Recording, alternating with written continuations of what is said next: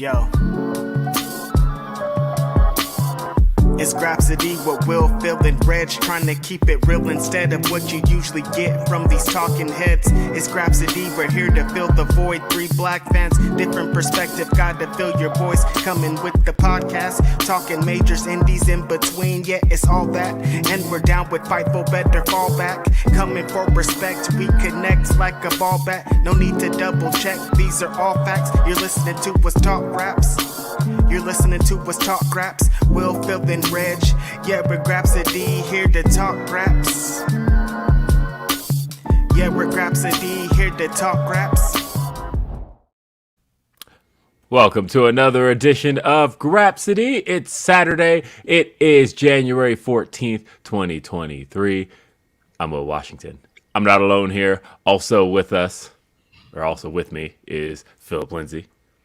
Listen, it is, what is today? It's November 14th in the year November. of our Lord. Sorry, January 14th in the year of our Lord. It is 11:11 if you believe in that kind of thing. I have come from the mountaintops to tell you guys a message, and the message is that people suck. Yeah. That's it. Also here is Righteous Reg. In the building, it's your boy, Media Man, your favorite rapper, your favorite writer, your favorite podcaster. Saturday morning, I'm not feeling the best. Somebody trying to fuck me out of Fresno AEW, and I don't got time for it, baby. Damn it. What now? Oh, I just have this little cough, and I don't want it to be existing still on Wednesday, is what I'm saying. Oh yeah, you're going to the Fresno show on Wednesday. Did you see the Fresno card? Would you think I wouldn't after they announced all that shit? Yeah, I mean, look, Kushida is having a week already, right? He worked the pre-show for Hard to Kill. Yeah. And I don't then know why, but yeah, okay. But now here he is getting a shot against Darby. You know what? Yeah, let this man have a little bit of a tour. So it's cool. I saw people making the headcanon of they're like, look, that match yesterday at Hard to Kill was a number 1 contenders match for the TNT title, and you can't convince me otherwise. Okay, I can see it. Shout out to Kushida, man. He had a bout with, what was it, like hand, foot, and mouth disease? Yeah, hand, foot, and mouth disease. Yeah. Glad he's back wrestling, and he had a pretty good last year, so looking forward to this. Yeah, that should be cool. But hey, folks, this is Grapsody. And I want to make sure everybody knows there's a couple of ways you can interact with Grapsody. First off, if you're watching on YouTube, leave us a thumbs up. Just right there. You're right here. Just leave us a thumbs up real quick. And also, you want to support the show. You want to get your message read on the show. We read your super chats all throughout the show. We read your humper chats all throughout the show. Super chats can be sent youtube.com/Fightful. And we got a super chat right here just from Kai. Holy shit, it's Grapsody. And got Tim Gordon says, bad takes always come out of the woodwork when women blade. Great street fight last night. Maybe Ruby dethroning Jade to take things full circle. I don't know what you're talking about. Bad takes? I didn't see any bad takes. I mean, we were just talking about that before the show, and it's, I mean, the bad takes are out there galore. Listen, I've seen them all.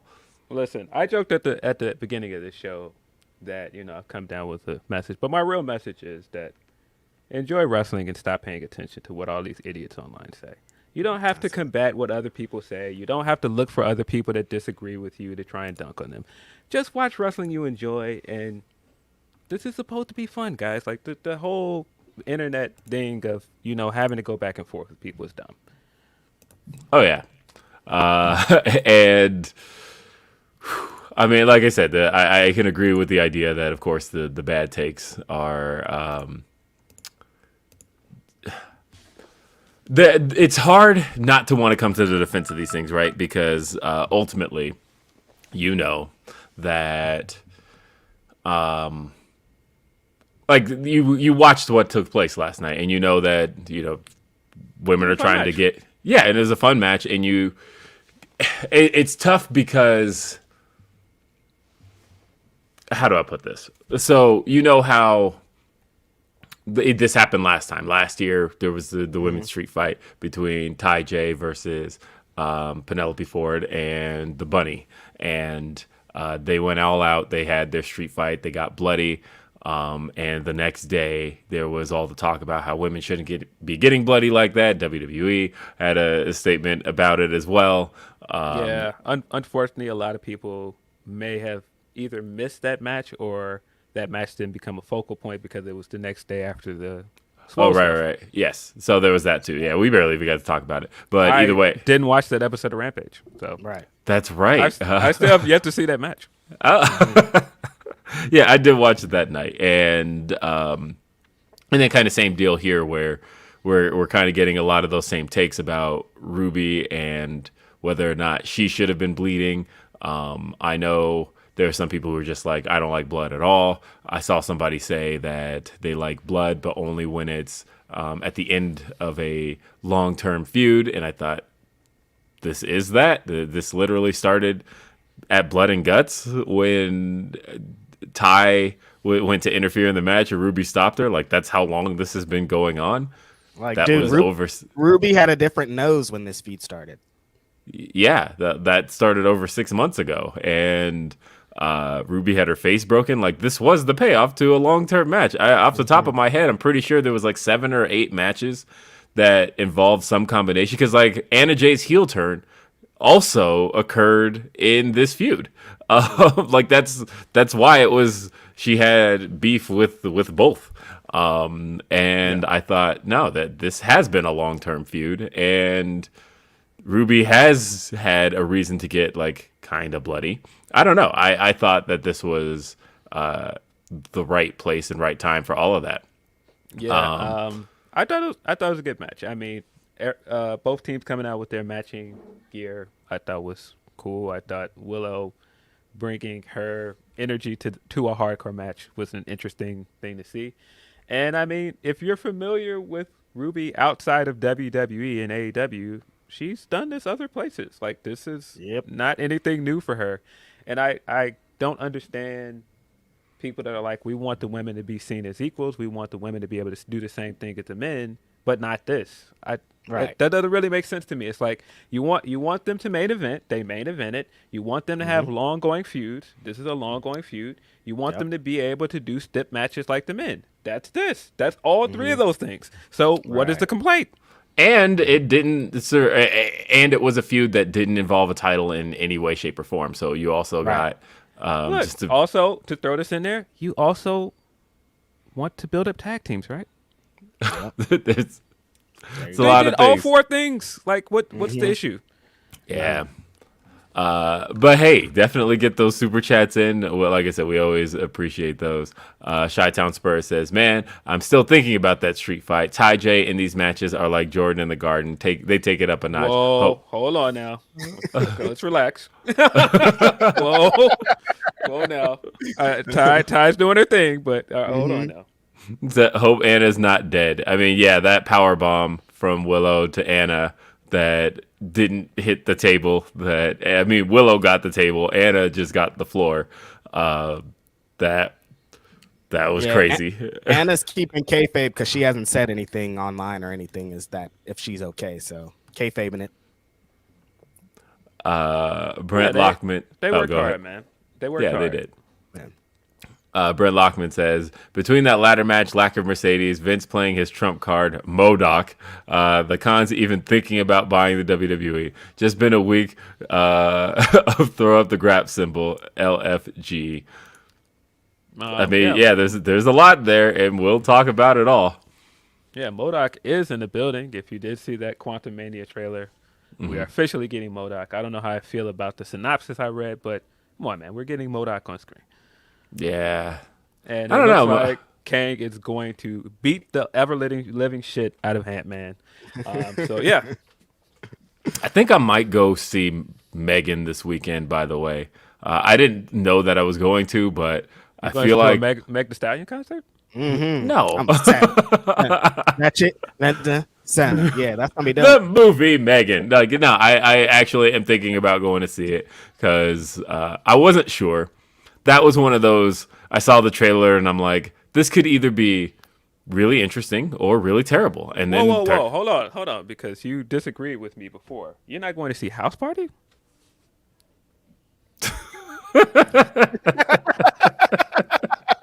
It's out. leave me alone, Phil. I'm just asking because you know. I Look. definitely will watch it when it comes to HBO Max. Yeah, but I was gonna won't say, go I out to the movie theater to see House Party. yeah, there's no way I would. I don't know. I haven't like read any reviews or anything along those lines because like that's the thing is if I'm gonna go out of my way, I need and like go see it. I need at least some confirmation that the money I'm about to spend is. Don't look at the reviews then. You know what's the funniest thing about this whole entire House Party thing? Phil's favorite TV show is the director does this fucking movie. He did this movie. They're connected. Stephen Glover, Donald Glover's brother, wrote this movie. And Phil's still like, that shit's trash. But it could not, like, he's dope. We see in Atlanta. We know how he gets down. I mean, the reviews are really bad. Well, what happened? What's the disconnect? I don't get it. So I told y'all at the time what the disconnect was. Y'all wasn't trying to hear me. It's LeBron. Look at the entire ad campaign to this movie. It has all been focused around him. Right. Mm-hmm. Yeah. Can you tell me who the two main stars of that movie are? It's not Ken. I rest my Play, case. I rest my case. yeah, I mean, to be fair, the only ads I've seen for it have been during NBA games. So Right. Wonder why. Shit. Damn, now that I think about it, me too. Like, I've never seen it out of an NBA game. Yeesh.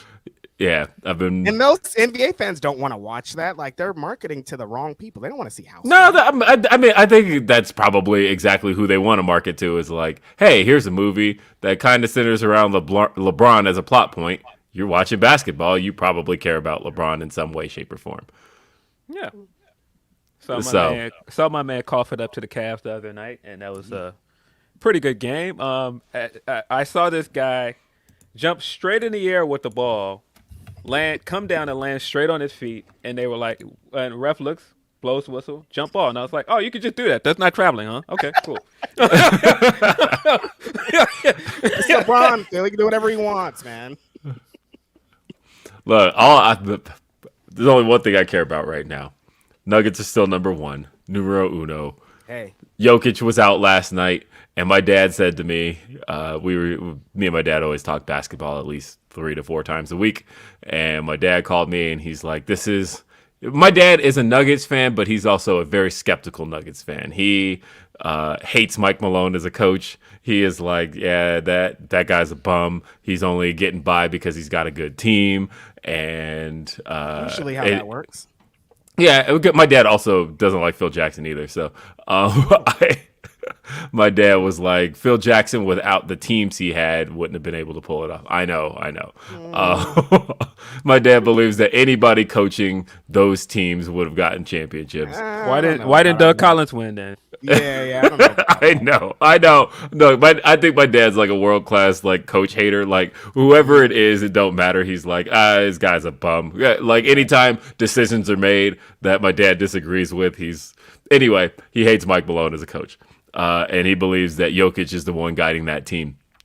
And so my dad bet me yesterday with Jokic being out with the wrist injury that the Nuggets would lose to the Clippers. And has he watched the Clippers this year? but his whole belief though was that the Nuggets won't be able to pull it together because he's like he said it's a one-man team and they'll be exposed against the Clippers, and they weren't. They beat the Clippers pretty soundly. So you got Bones fucked up.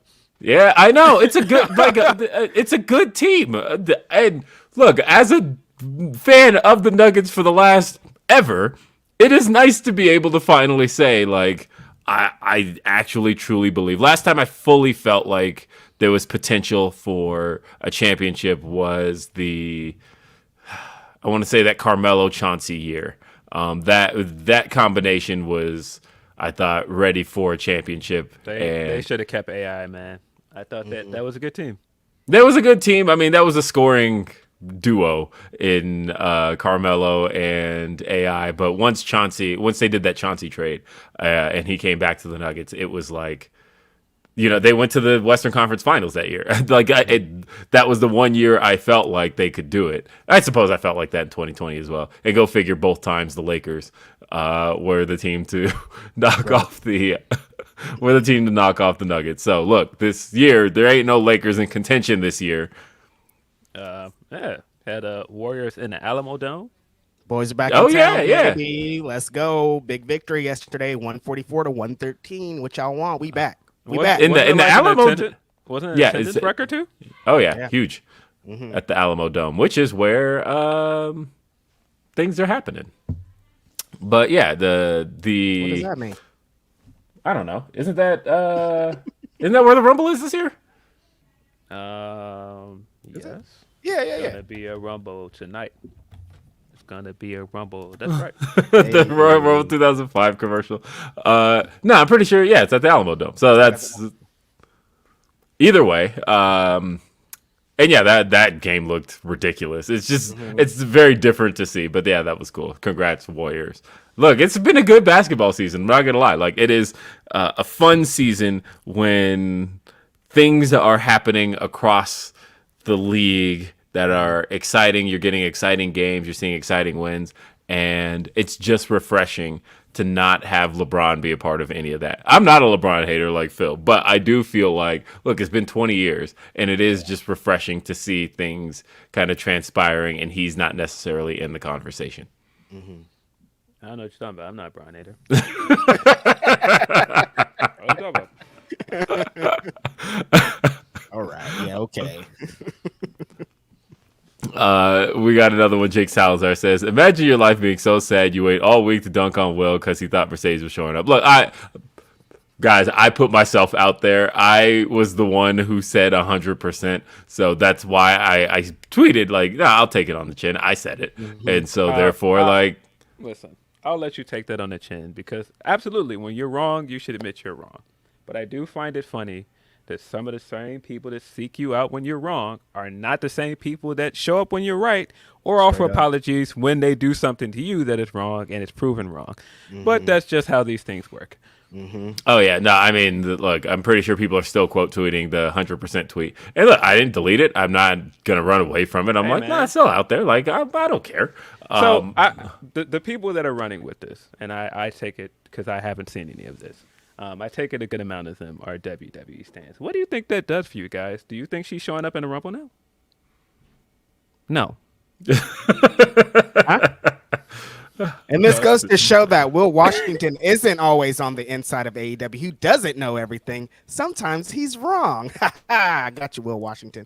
Suck. Yeah, so I mean, I'm sure we'll get that's the thing I've been seeing for people, where I saw somebody go, see, this is why you shouldn't trust those wrestling insiders. And I was like, first off, I never said I had inside information on Sasha Banks. Not one time. On Mercedes Bonet, I never said that, any of that. I recall what I specifically said was that this is what I think is happening. This is my intuition. This is what I think based on things that have been said and things that have been done. Never said I had the inside scoop, because if I did, I wouldn't have dropped it, for one. Because if I had like the actual inside shit, like, think about how long I held on to Swerve's debut, right? Like, I wasn't going to say any of that, and I knew like 2 months beforehand where he was going, but like on this show, I wasn't going to say that. Because like if I get that kind of like inside information and it's like direct, that's a tough one, because I don't want to just like spoil somebody's debut if I like know and I am trusted with that information. But if it's like, okay, I'm following some leads, I'm following some hints, little things like that, of course I'm going to share that information, because that's fun. And that's what it was I thought it was, kind of fun to talk about. And I still want to continue to have those types of conversations. I still want to continue to guess and speculate. That's the fun of professional wrestling. It is. But again, I just think that it's funny. You turn this one time where my man was wrong into, this is why you can't trust this guy. You got to look at the percentages here, man. We talked about percentages, right? Yeah. A lot of times, this guy's right. A lot of stuff he's reported is correct. So you're picking this one thing to go, ha, ha, ha, I got you. No, you don't. You didn't. No, you're punching up, buddy. We're up here, buddy. Stay down there. Van Twin Blade says pro wrestling without blood is for investors, and as a communist, I oppose things like that. I oppose things they like. Look, I mean, I'll say this because, like, the thing about wrestling without blood is, like, obviously, your average match doesn't make a whole lot of sense to have it in just a straight up match. But when we're talking about fights. And again, this is for WWE as well, because I still believe that some of my favorite matches, some of my favorite stories told in pro wrestling involved blood. I feel like Vince McMahon himself, the only matches we ever raved about that involved him had him with a crimson mask doing something. Like I always talk about the shot of him creeping up over the apron in the match with Hogan, and Vince with the bloody face. Like, that's a shot that people remember. Vince bloody being wheeled up the ramp at WrestleMania 22 where he flips off Shawn Michaels. Like, Vince knew that the way he told stories best was with blood, because if you're like, there's one of two ways to kind of get people's attention in those types of stories, and it's either in a bloody affair or with a big crazy bump. And and the thing about blood is, while it's a nasty visual, that's all it is a visual. Whereas there's a lot more risk with literally anything else. Yeah, it's like when I put that tweet out last night about Anna Jay, I was like, "Are you okay, Anna Jay?" And then somebody retweeted me, and they were like, "Well, Ruby was the one that was bleeding. You should be checking on her." And it's like, these two things are not really the same. But I mean, look, man, I just don't think it's that big of a deal. I mean, look, one of the things that made Becky Lynch is blood. Boom. Yeah. Right? Yeah. I mean, imagine Mick Foley never bleeding. Yeah. That's just weird. It would be, it's a different thing. That's why I'm like, it's not that big of a deal, guys. Stone Cold Steve Austin, man. WrestleMania 13, the whole entire match was built around Stone Cold being a bloody person. And I mean, Cody Rhodes. Cody loves to bleed, bro. Oh, Cody, can't wait. He does. He loves to bleed. That's the thing. I mean, look, guys, literally, even WWE to this day knows that blood tells the best story, and it was with Cody Rhodes. It just happened to be internal, but they did show. But like, literally, they're showing this visual of Cody's bruising and internal bleeding. And when they show it, that was the effect people got was, oh shit. Like, that changed the course of that match. They've been using it since June. Yeah, that visual. But again, it's the blood in the visual, even if it's not, like I jokingly say internal bleeding, but literally it's that visual. That did more for that match than anything else they could have done. And that's where blood is a good storytelling device. And again, obviously, you don't want to use it all the time. But even Hunter knew. And that's why it kind of surprises me when Hunter's like, yeah, we don't need to be doing that. Because, again, think about Hunter's most over performances, and the performances that put him over the top were, him against Mick Foley in the street fight and being a bloody mess. Him against, of course, you'll never see it promoted by WWE, but Benoit and Michaels at WrestleMania 20. Hunter there with his crimson mask. Him against Batista, crimson mask. Like, Hunter knew that was, like, all of his biggest performances all had him in some kind of bloody fashion. I get why WWE doesn't. Don't get me wrong. I absolutely get why they don't. There's so many factors now that surround WWE as a company, such as the, of course, you have the Mattel deal, and they're obviously a PG product, but even still, even in the PG era, they've had blood. Has there ever been a deal like Mattel that's like anytime you say anything about WWE, people are like, Mattel. I'm like, has there ever been a deal where like one investor has been so involved with every storyline, stipulation, or anything that has to do with the wrestling company? This is crazy. I mean, that's a recent thing. But even still, do you remember when in 2016, even when WWE was like, okay, no more blading, like that, we're done with that. in 2016 they had the Roman versus Hunter feud, and they found a way to still like incorporate blood because they knew it was going to be a good storytelling device. And that was when Hunter had the blood in his wrist tape and then started punching Roman, and it like got more on Hunter's fist than it did on Roman's face, so it didn't work. But like Hunter had just like this bloody wrist tape in Roman's face, like has it just like smeared on him, like, but you like there's no orifice this is coming out of, like. Remember, that just reminded me of that Brock match where Roman just laid out there and bled and bled and bled, and he just still got booed. Nobody cared. It was just not working. He just bled and bled, and Brock still won anyway. And I was just like, okay, so what did that do for anybody? Like, what the point of it? And wasn't there like a WrestleMania main event too? 34, yeah. Yeah. Oh, that match sucked. Oh, that yeah. match sucked.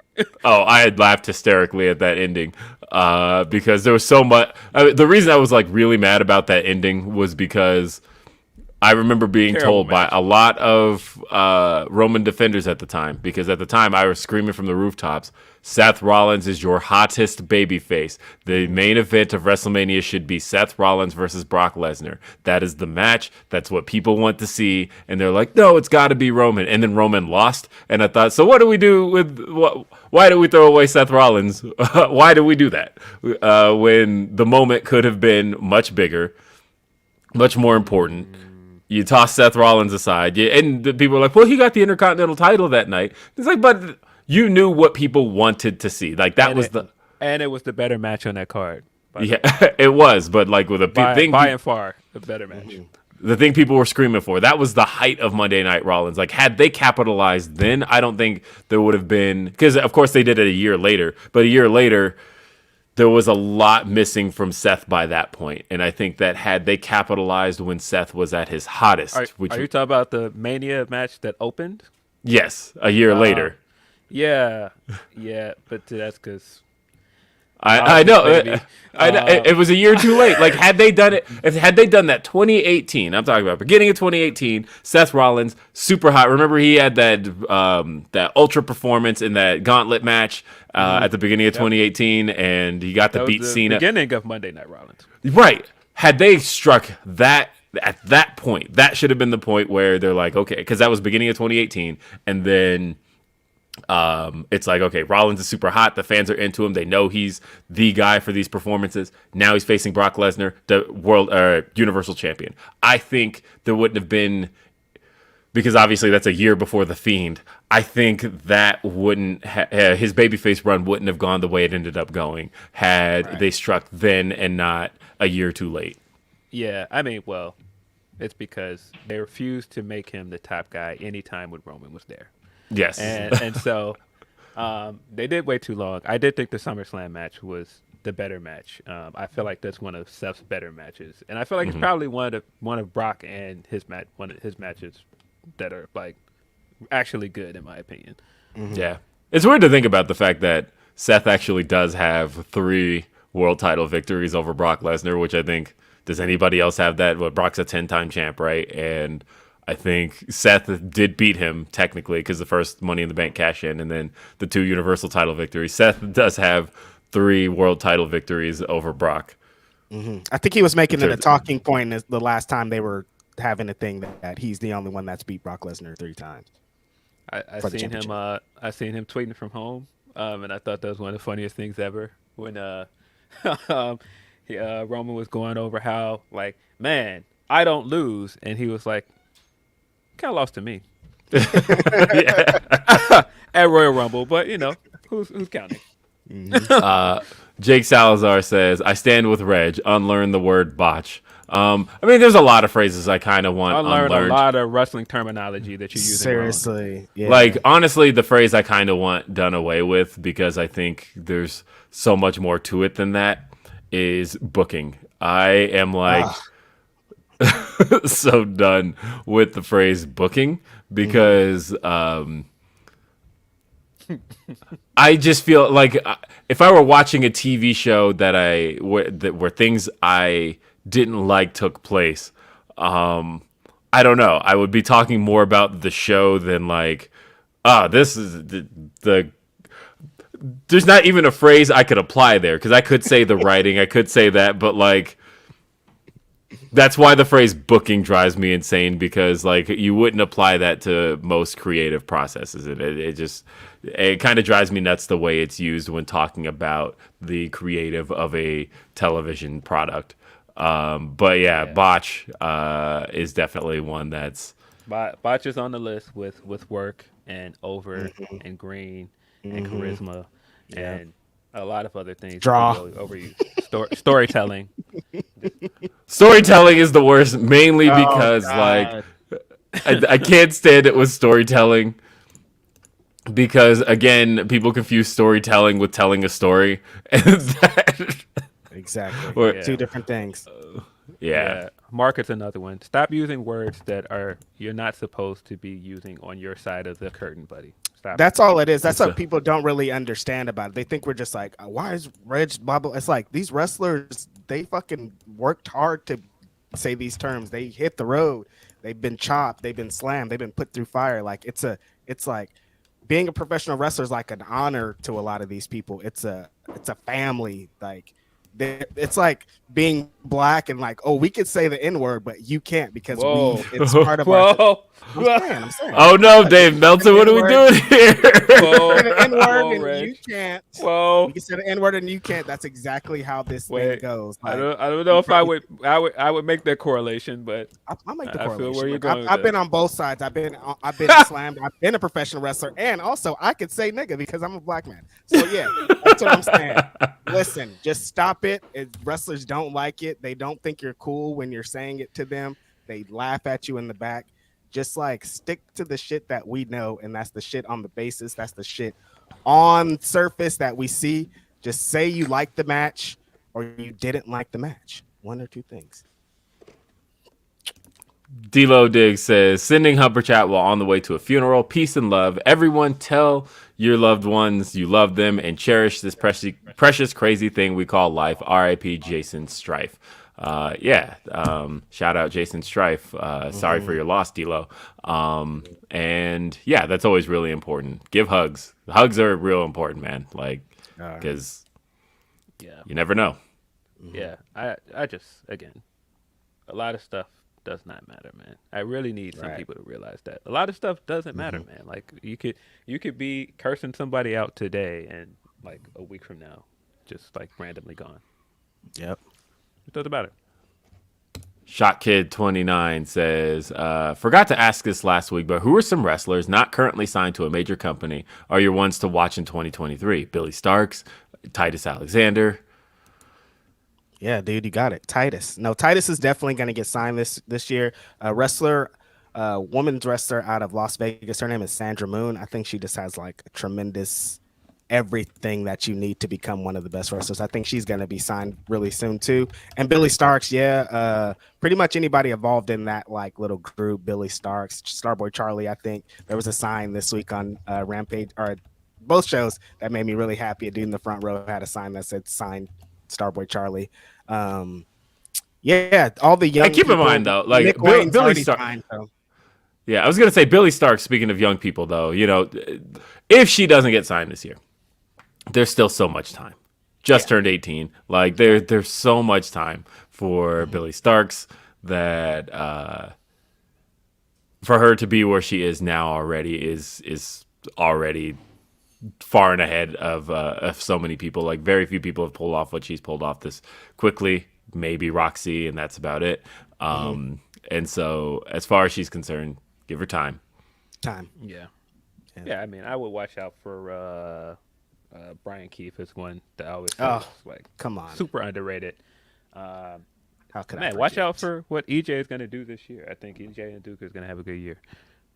And you know, me and Reg talked on Day After Dynamite last night about the fact that one of the things we were taking a look at the 2022 signees from AEW, and it's kind of a crazy thing, but when you look at that list, other than maybe Swerve and Keith Lee, a lot of the signees that worked out best last year were the indie signees. And that I think those all worked out a whole lot better than the ex-WWE signees. Like, you know, we talked about William Regal was, you know, we got good stories out of Regal and all that, but he went back. Jeff Hardy didn't really work out. And just when you think about some of the, I'm of the belief right now that they've kind of gotten a little bit more recently out of Roosh than they got out of Andrade. And I don't know. It's just seeming like, when you think about what they're getting out of AR Fox, what they're getting out of Willow Nightingale, a lot of those indie signees are actually working out pretty well. And but at the same time, Mox is still Mox. Tony is still being Tony Storm. I mean, just out of 2022, like when you just look at the list of everybody they signed, like the released ones versus the indie signees, I feel like they've been able to kind of, and I think what it to me is that when somebody's released from WWE and signed by any other company, they come in with the expectation of what you saw before and having to be better than what you saw before there, right? Because there is this kind of set list of expectations. Whereas when you sign an indie person, you kind of get a little bit of a blank slate. You kind of get, because another one I'm thinking about is Konosuke Takeshita and how he was somebody that has really worked out for them. But again, they get to make an impression on fans without any kind of preconceived notions about it. Whereas everybody else comes in with the, well, you better do better than Vince did with him. And, see, this is why they should have been under Hunter. Like there's a different set of expectations I think people have, and I think that's why the indie guys have gotten to kind of over deliver. Whereas, and not just indie, because Takeshita was of course signed to DDT. Yeah. But what I mean though is that guys who weren't necessarily working for WWE, I feel like you get to kind of work with a blank slate and not have to deal with people's expectations around things, and I think that's kind of cool.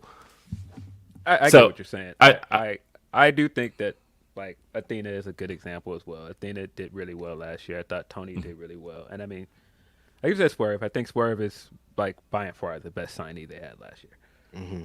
Yeah, like there's ones that worked out for sure. I just feel like it's nice. And the thing about Swerve is I feel like Swerve got to work kind of twofold, because Swerve to me kind of felt a little blank slate-ish as well when he came in. Like Keith Lee had to kind of come in and come in with everything he came in with WWE. He had the catchphrases, he had Bask in His Glory, he had all that stuff, right? Whereas Swerve to me was seen... He reinvented himself, if anything. Yeah, I feel like he's kind of come in as a...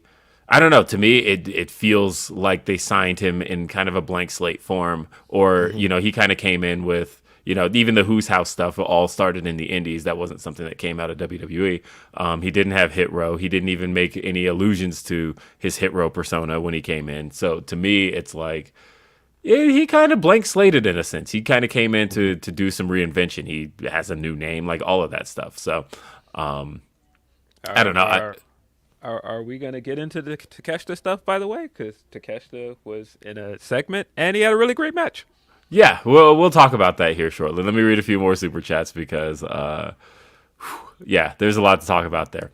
So, Jennifer says, I missed 3 weeks, and I am so sorry, gents. So much love, and it has been it has been wild in wrestling as of late. Thank you for being real out here. Thank you, Jennifer. That is a very generous super chat, or humper chat, I mean. And what else do we got here? We had, sorry, I just got a text from Denise that I'm not going to read out loud. But we got this one from Atlas that says, with the Kaz/Gresh news, as well as your interview with him, has TK become more understanding of releasing talent if they aren't going to WWE? I don't think that's so much the...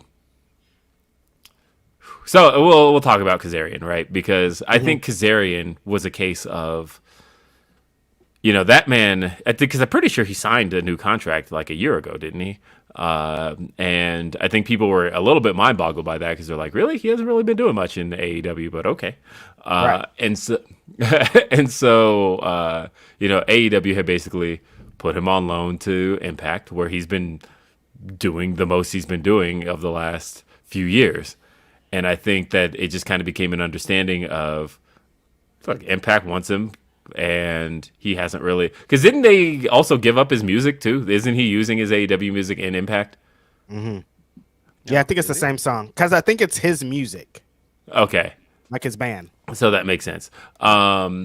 So either way, like Frankie Kazarian's had an interesting AEW career. He will always get to go down as one half of the first AEW Tag Team Champions. But like he came in around a time where like the stuff he had done there delivered, right? Like I think he was always a reliable hand. He had a good match with Adam Cole. He had a good match with Christian Cage. But for the most part, he was kind of at a point where like there was never a point where I wanted to see Frankie Kazarian pushed over anybody else. And right. I say that in the sense that I love Frankie Kazarian, by the way. I love Kaz. I think that, when I think back to some of the names that really broke through in Impact, he is absolutely one of them. But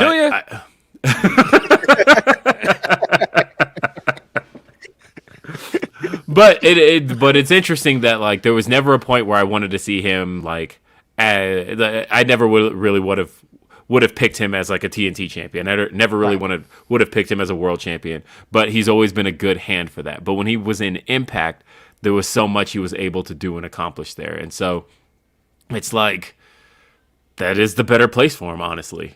And I think that it's an interesting little kind of amicable split where I think that he kind of saw, look, this is a better spot for me in Impact, and they seem to be utilizing me in a way where I'm getting the best out of my career. And honestly, as far as AEW is concerned, I don't think it didn't seem like there were any like hard feelings or anything like that. The fact that Tony just kind of willingly let him go, I think, is a sign of how good the relationship was.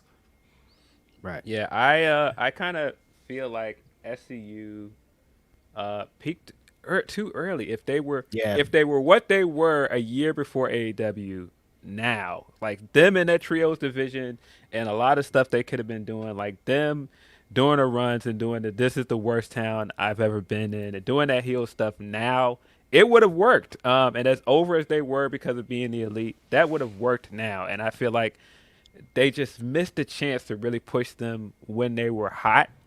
And so I get it. I get him feeling like there's not really anything for me to do here. And I feel like I can still wrestle. And he can still wrestle because, I mean, that match last year he had with Alexander was great.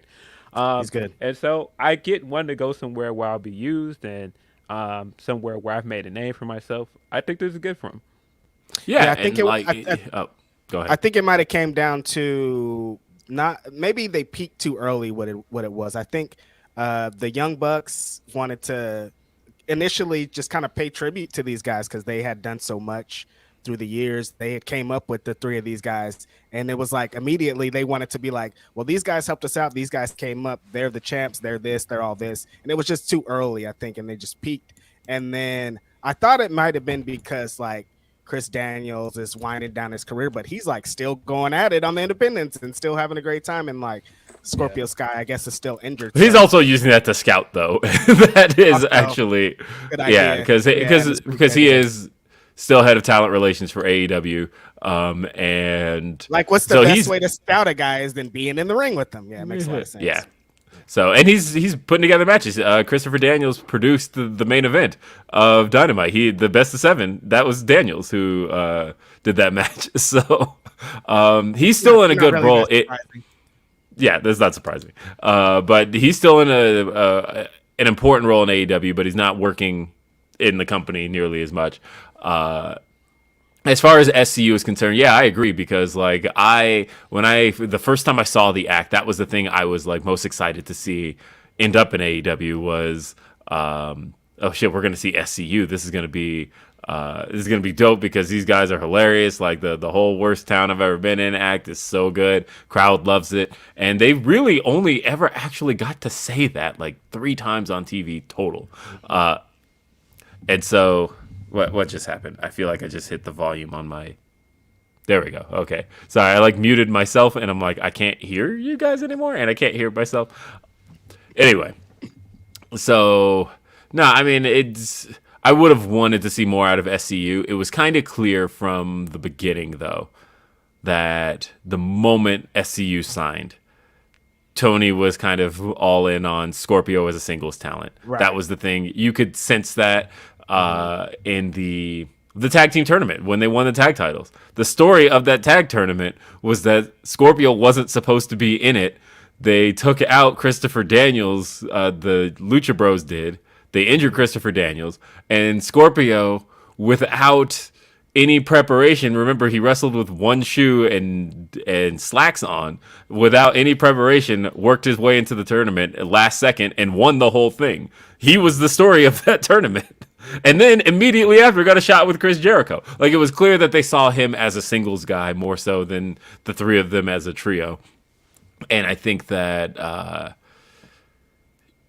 it's, I don't know, it's just interesting the way that it all kind of shook out for Kazarian. But honestly, Kazarian, when you look at his career, that man is, I think, for a guy who was in WWE, TNA, and AEW, and Ring of Honor, I look at him as a TNA guy more than anything else. Totally. Do you think, kind of along with the question they were asking, do you think it would be different if it was WWE? Do you think like Tony's like okay with like, not so bad because it's Impact and they're not really.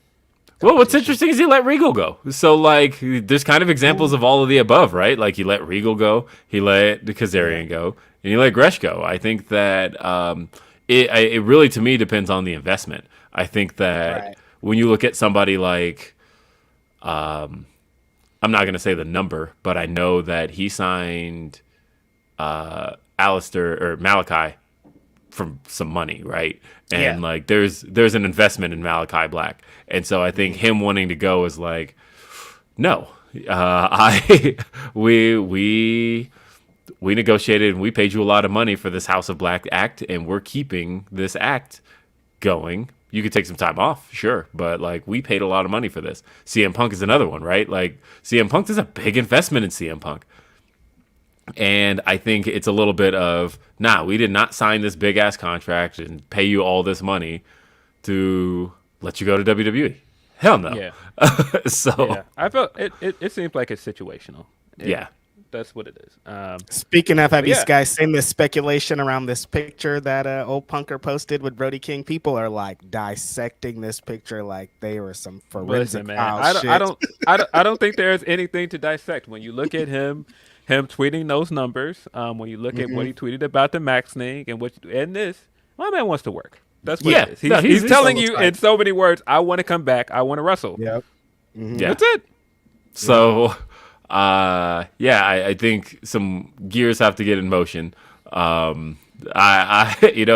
Instagram post about his comment on MJF was interesting because I heard some things around that I can't really say, but it's it's fascinating, right? That Punk is talking a lot, and he's talking in the right space, right? Because I think Punk knows that if he were to do any of this on wrestling Twitter, it's a nightmare. But he's in the right place. That other place ain't all that great. Stay on IG. I know. I think he's like, look, I know Instagram is the place to do this because wrestling Twitter is such a different beast. You can say it sucks. Okay, you can say it sucks. He's trying to Tony Khan me here talking about this. No. We don't have to dance around this. Wrestling Twitter sucks, man. It does. It's a toxic place, and I can understand why he doesn't want to be there. Yeah, like he has not posted in months on wrestling Twitter. Twitter, period. He is keeping quiet, but on Instagram, CM Punk is very active on Instagram, and he comments on stuff. He posts stories. Like CM Punk is out there on Instagram, but I wouldn't surprise me if he doesn't have the Twitter app installed at all. I think he just he's having a blast doing what he's doing over there. And listen, I've already said how I feel about this. If this means that it could lead to an amicable situation, great. If it doesn't, it doesn't. But I think everything he's essentially saying in these IG posts is that, no, I think the rumors that people were saying I didn't want to be there are not true. I do want to be there. It looks like a step in the right direction, I think, more than anything. You know what I mean? Because like he could still be not saying anything or still be salty, and it seems like he's not as salty as he was. Hey, Yeah, man, I mean, look, I looked at that a when fight he was. will always humble people. True. A fight will That's always true. humble people, man. That's big I fact. mean, I looked at that comment because you can kind of feel it in his tone ever since he was on commentary and he mentioned that line of, oh, you don't want me in your locker room. Like you can tell he's in different spirits about it all. And I don't know what the future holds as far as Punk's concerned. Because the thing I do find interesting too, and that's why I asked Tony that as the last question is, at the end of the day, he's still an injured wrestler. Right. And so he's still a guy who just had surgery. He did post pictures of himself like back in the gym. So he may be finally getting to a point where he can start working that stuff out again. Yeah, I don't know. It's interesting. Danny says, Mercedes telling Vince and Tony to fuck off, becoming the highest paid gaijin ever, selling 40K New Japan World subs on a rumor, and selling out Battle in the Valley with 1,000+ tickets in under a week is really triggering neckbeards worldwide.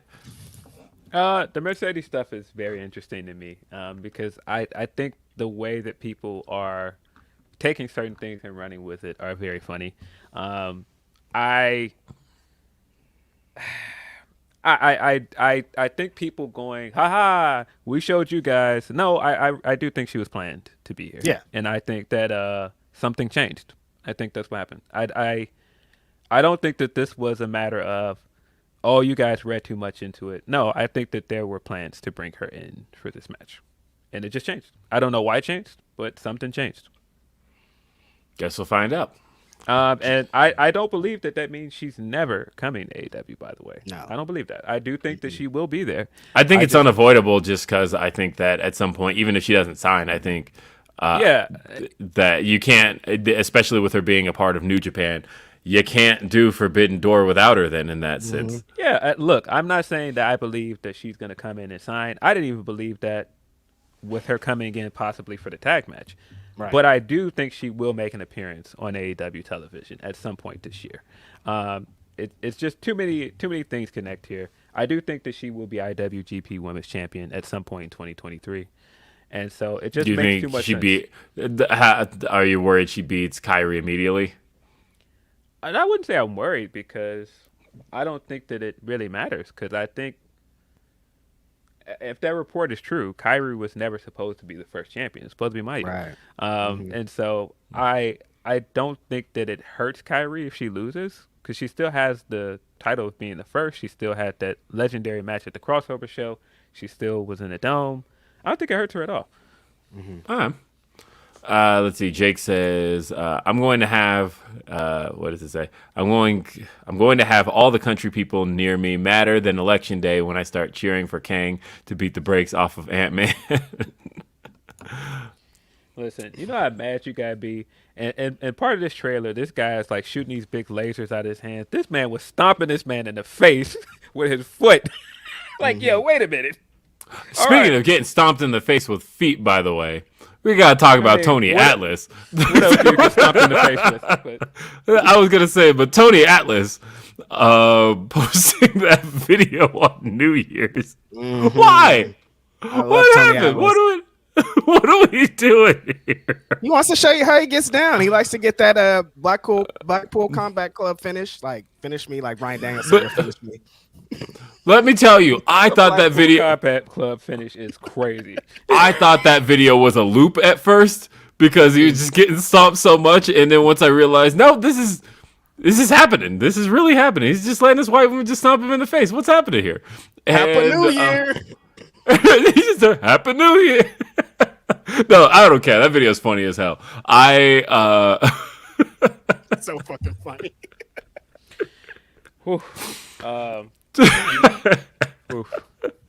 Tony Atlas. Let's One of see. the best of all time. Y'all remember that True Life I'm a Pro Wrestler where he's baking chicken? That's like classic material. Tony Atlas is one of the best ever. Yeah, I mean, man, we talked about Kazarian being at the Impact show. We didn't talk about another return. Are you sure? Impact show. Will Washington was very confused when he saw that little adverb. Yeah, the homie is back. Santino Marella inside the Impact. But as Santino Marella, that's where I'm just like, what Why? Okay. Wait. Hold on. Keep talking. I just saw something. I need to see if this is true. I need to. Yeah, no, I don't understand. Like, I saw a couple of weeks ago that WWE let the thing run out, and Impact was like, we got to get Santino. That's the way to save this show. And on top of that, he's back as an authority figure, the worst. Why are people still doing this authority figure? Impact's really like the only Bullshit. company that's still stuck on it. Where I mean, because WWE has Adam Pearce, but I feel like Adam Pearce is so kind of in the background. Like he's not really, and I think that's why they like Adam Pearce, because he does play such a kind of neutral role. Like you can use him for kind of anything, but. We don't have the Shane McMahons of the world anymore. We don't have like just big stories that center around authority figures. Impact though has still had for the longest time, like Scott D'Amore still plays a role in the show. And they just introduced Santino Marella, but as Santino, the T-shirt has the Cobra, all that shit. They're just straight up like, we want Santino Marella. We're not looking for what was his real name? I don't even remember what it was. I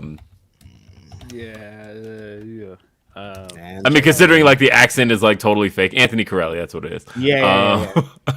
They're like, nah, we want Santino Marella. We want the Cobra. We want all of that shit. Impact is interesting company, man. For everything that I think they do well, there are things like this where I'm just like, but why? Why are we doing this? I thought for the most part the pay-per-view was fine last night. I don't understand trying to sell me on an Alexander hardcore match, because that's not what I go to watch Alexander for. That's not to say he can't do it, but I just had no interest in that match, and it helped that it didn't help that it was with Bully Ray. And I don't know. But I thought there were good things on the card. I thought that both knockouts matches were great. I thought the right number one contender won in Masha, and she was challenging the new Knockouts champion and Mickey James. I thought the last rodeo stuff was all great leading up to this match, and her and Jordan had a great match. That entrance, the Mickey entrance, that was hard. Yeah, that was dope. But the thing that I saw that I was trying to confirm, it seems like Jenny is retiring. Oh, really? Per 10 minutes ago that she just tweeted, she is hanging up her boots because she had to take time away due to injury. That's unfortunate, because I think that she never really got the run that she should have with WWE. I think that, of course, she had to run with Progress, and she was a staple in the Brit wrestling for a while. But I always felt like she should have came over and been NXT UK Women's Champion at some point, and it never happened. And then once NXT UK went away, I was like, all right, where's Jenny? Where is she? Why is she not wrestling? If you guys don't know, she's dating Walter, and I'm like, Walter's over here. I see her with him on IG and stuff. So why aren't they using this woman? She's amazing. She's a great wrestler. She has a great look. So I guess we now know why. That, it's been injury related. Sad to hear. Yeah. Fucking injuries. Damn. So that was exactly what I was just sent to me. Thank you, Drew, by the way. And so I was looking at it at the same time. Van Twinblade says, what does your dad think of Stan Kroenke? I mean, he thinks he's a bum too. Look, I think it's just an old basketball fans, and I'll probably be one too, who just like look at coaches, look at owners like, it's a bum whenever your team's not doing well. And so either way, single blue note, the panda says Knicks president Phil Jackson did great. Wait a minute now. We're not going to blame the fate of the New York Knicks on Phil Jackson. New York Knicks suck on their own. Dolan is a bigger issue to that team than Phil Jackson. And I'm just going to point out, I know this may hurt your soul as a Denver fan that drafted him. He was right about Melo. There you go. Melo. I saw a stat, by the way, the other day that Jokic has officially played one more game than Carmelo Anthony did as a Denver Nugget. And I thought, what the fuck? Like, that took a minute to even compute because Jokic still feels so fresh to me. And, like, Carmelo is still, even without a championship, he's still kind of an institutional name with the Denver Nuggets. And just to think that, wait, Jokic has played more games for the Nuggets than Carmelo did? What? I mean, really, the thing that's going to be his claim to fame is going back to New York at this point and being a New York Knick. It sounds crazy, but I feel like his time in New York is going to be like really the thing people remember him for. I don't know, because he went to the Western Conference Finals with the Nuggets. I still feel like career-wise he's going to be looked at as a Nugget. If his time had ended, I think, more positively, then I think that would really be the story of his whole career. But the fact that it ended in such a contentious run, people were literally chanting, and I was one of them because I was at that game, the first game without Carmelo, chanting, "Screw Carmelo." And yeah, but I mean, I think, he had more success as a Nugget, but I think, like, what he means to New York basketball, like, for a minute, he was the face of New York basketball. Yeah. And so I think he's definitely going to be known as a Knick more than a Denver Nugget. That's interesting because I do associate him with Syracuse for sure, but I also just associate him with the Nuggets. And but of course, it's because I'm a Nuggets fan. I guess I don't see it from an outside perspective. So that's interesting that you put it that way. There was a period of time that the Bulls were going hard to sign Melo. I don't know if you guys remember that. They put up like the billboard and they were like trying to get in here. I do remember that. I was one of the few people at the time, and I was like, no, I don't want him. Who wanted that came to the Bulls? No, plenty of people, but at that time, I was like, no, I've seen the way this dude's game, and I was actually proven right about this. And I was just like, I don't know. I don't think that he's going to fix what's wrong with this team.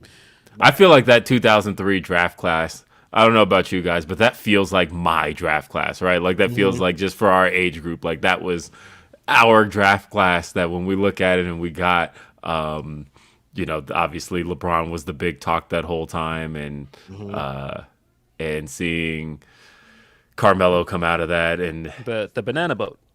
Yeah. But I just feel like for our generation, that's our class. Totally. Is it? Can you think of a bigger one for our generation? I do. They did define this era, and I get what you're saying by that, but man, I don't know. There's so many guys from that class that, just as a Bulls fan, I don't like. I mean, yes, obviously. So this is personal. Yes. I mean, come on, man. The banana boat guys, it's Bron, Wade, Chris Paul. Yeah. Look, but look at that class though. When you look at LeBron James, and then obviously like Darko got a ring, but probably should have. Darko, wow, I haven't heard that name in a long time. But then you look at Carmelo, Chris Bosh, Dwayne Wade. Like that was a class, man, and like to see how much that class shaped the NBA. Whoa, of course. Whoa. I'm gonna let you finish in a second, but I have to find this comment again and get back to it. I have to read this out loud so you guys can hear this. And this is. I know this guy has to be a Bulls fan because this is how they talk. Phil, the Bulls would have won a chip with Melo if Melo was there. D Rose doesn't have to carry the scoring load as much. I was definitely pushing super hard for Melo. Guys, we weren't winning a championship with Carmelo Anthony. I hate to break it to you, but we were not going to win a championship with Carmelo Anthony. I know that as Bulls fans, we always feel like it's going to be this one guy that comes here and saves his organization and brings us back to glory. But I need to tell you, it wasn't going to work. Man, I just looked at this lineup and I got mad about 2010 again, thinking about LeBron, Chris Bosh, and Wade deciding, hey, let's form a super team. Like that was... I hated what that started for the NBA. That set a bad trend. That's the thing that I get annoyed by because I just think about I didn't want the super team to work, right? And then they ended up getting 2 rings. And I was like, fuck, it worked. I didn't want to see that happen, and it did. Granted, I feel like it's kind of been a bust since. But LeBron didn't start the trend. Go ahead. Teams. Boston did.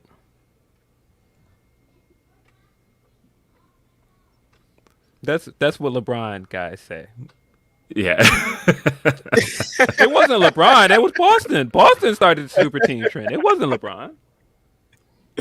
Silly. Yeah. And I mean, you can make a case that it didn't really work for Miami because they got 2 championships out of it, but they took a humiliating loss to Dallas that first year, and then they took an even more humiliating loss at the end to San Antonio.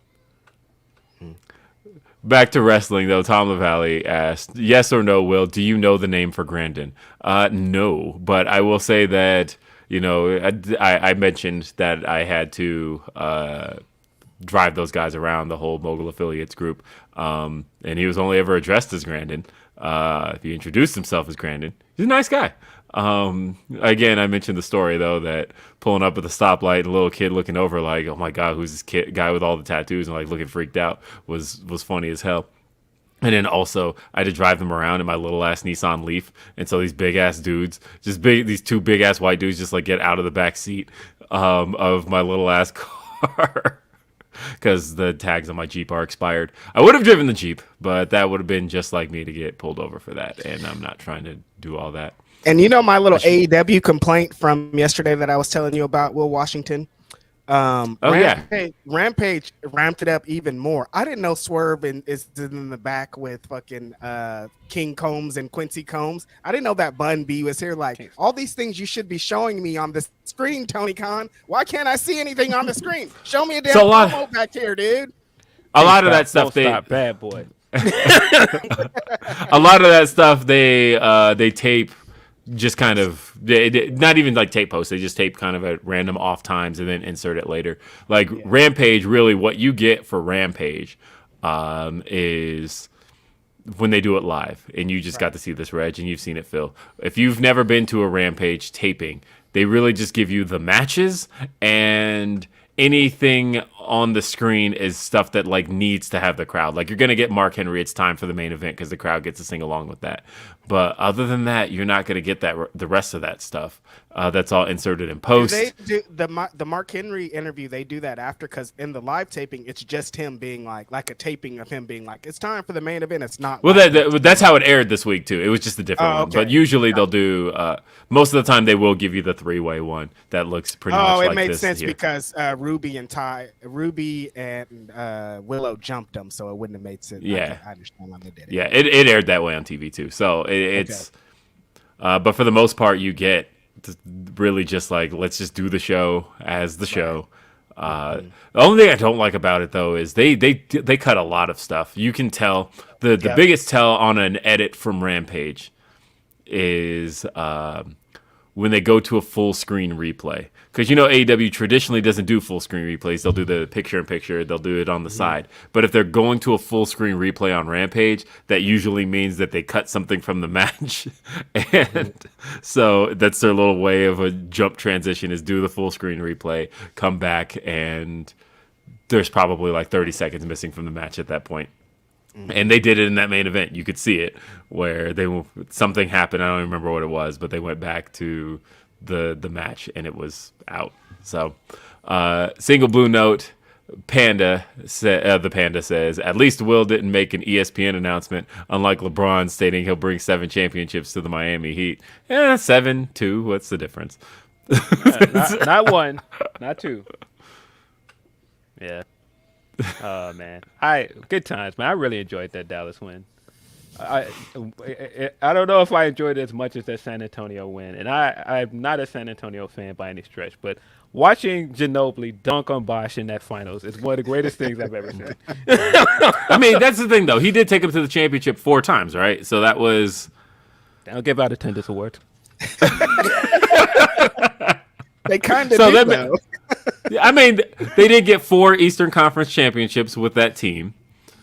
Yeah, he did.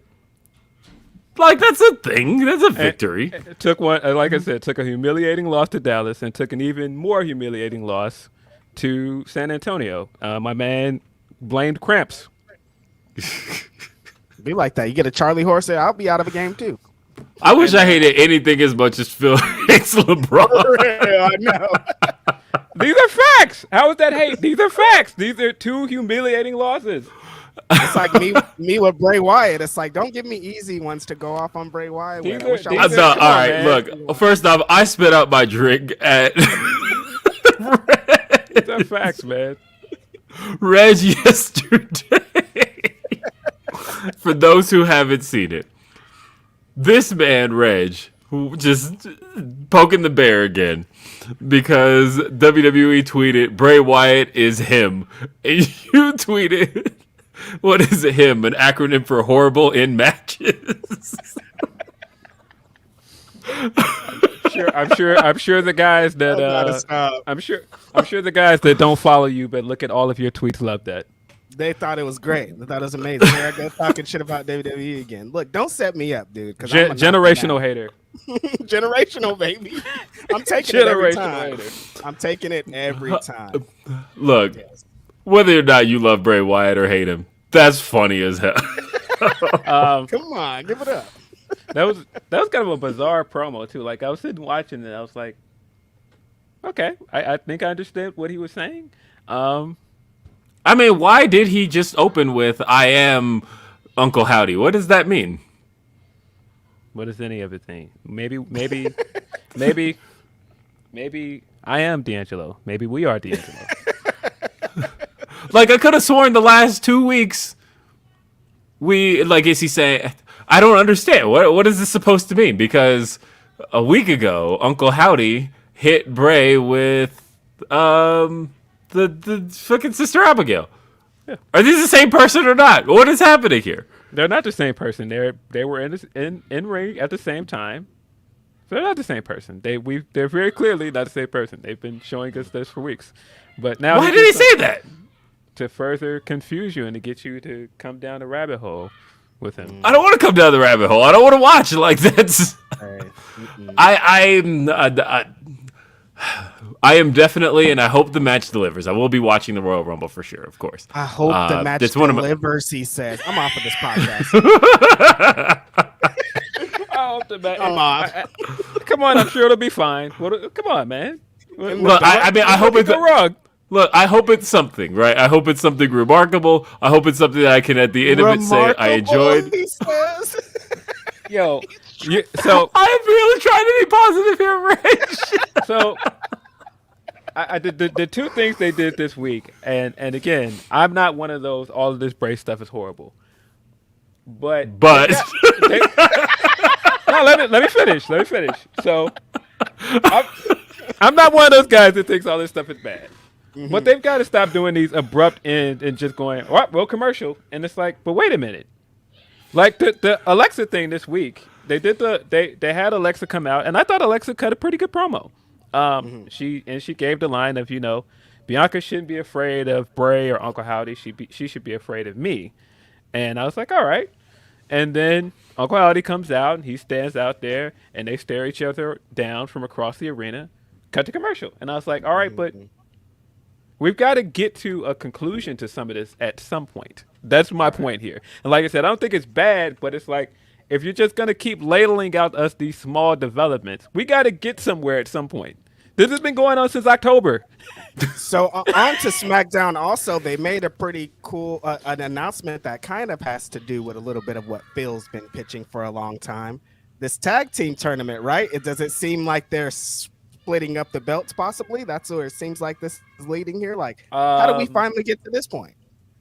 Yeah, well, we got to start with Raw, though, because now your boy Dom Mysterio helped Judgment Day become the #1 contenders for the Raw Tag Team Championship. Oh, okay. I haven't been the biggest Dom guy as a wrestler, but character-wise, this guy's killing it. Like, listen, this week is when I finally had to just completely give it up and go, look, Dom is killing it, man. Yeah, no, honestly, when I tweeted that, and I could tell they're on the same pages as me. As a matter of fact, WWE on Fox tweeted the same thing. But when I tweeted that picture of Prison Mike from The Office, that was endearingly. I meant that from the perspective of the idea that Dominic Mysterio spent probably a night in jail and has come out with this completely changed persona. Like I was in prison, and like the idea of it is hilarious, and he's selling it really well. And again, it's prison Mike all the way, and it's great shit. This is very, very good. I'm actually unironically into Dominic Mysterio's new character. Yeah, So- I mean, I think it would have been very easy for them to do the Thanksgiving thing and then have him come back and repeat the thing in Christmas. But to give us the Christmas thing, and we actually got like a pretty good development for 2 weeks of that, was good because I thought the Christmas thing was funny.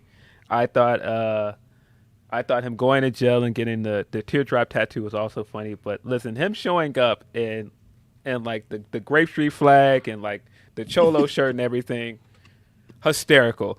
His pose when he came out was great. The Martha Stewart line, all great stuff, man.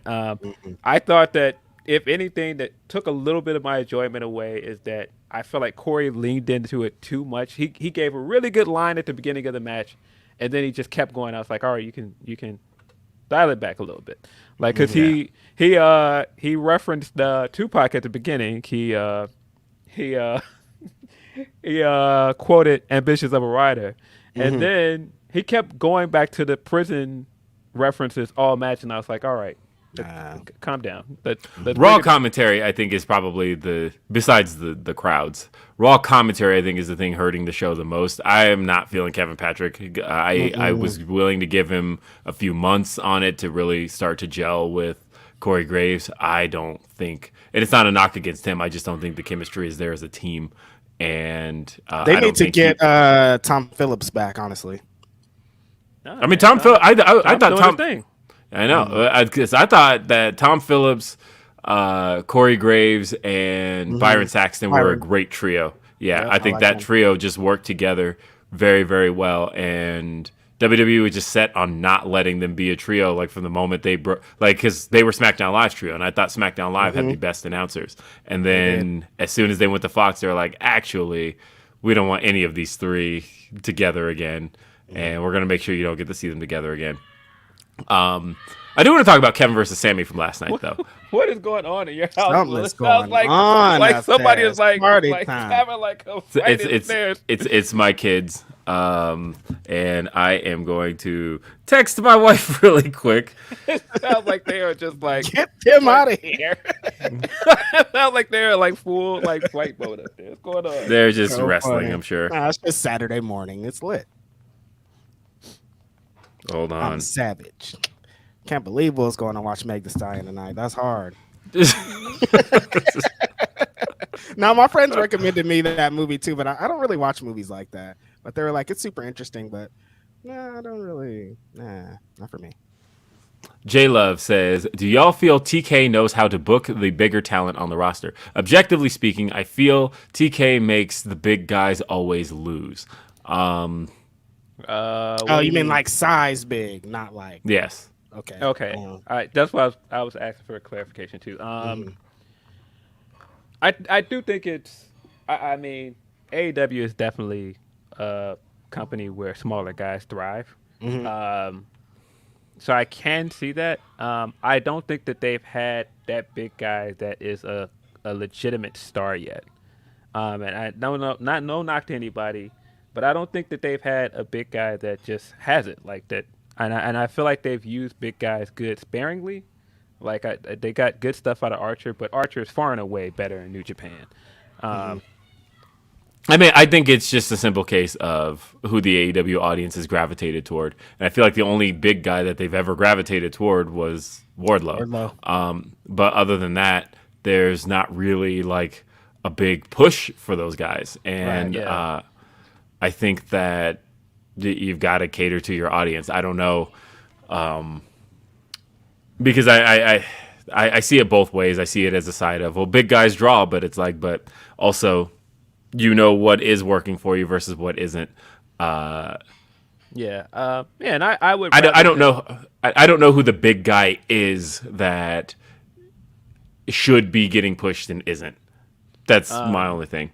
Yeah. Yeah, and I would rather him go with what works than just try and go, oh, this guy's big, because we've seen that's what the other company does. Like, big guy equals draw, and not always. It's like, so I don't know. I think that he's gotten good things out of some big wrestlers, but I just don't think he's had that one that is just like an undeniable success story for him yet.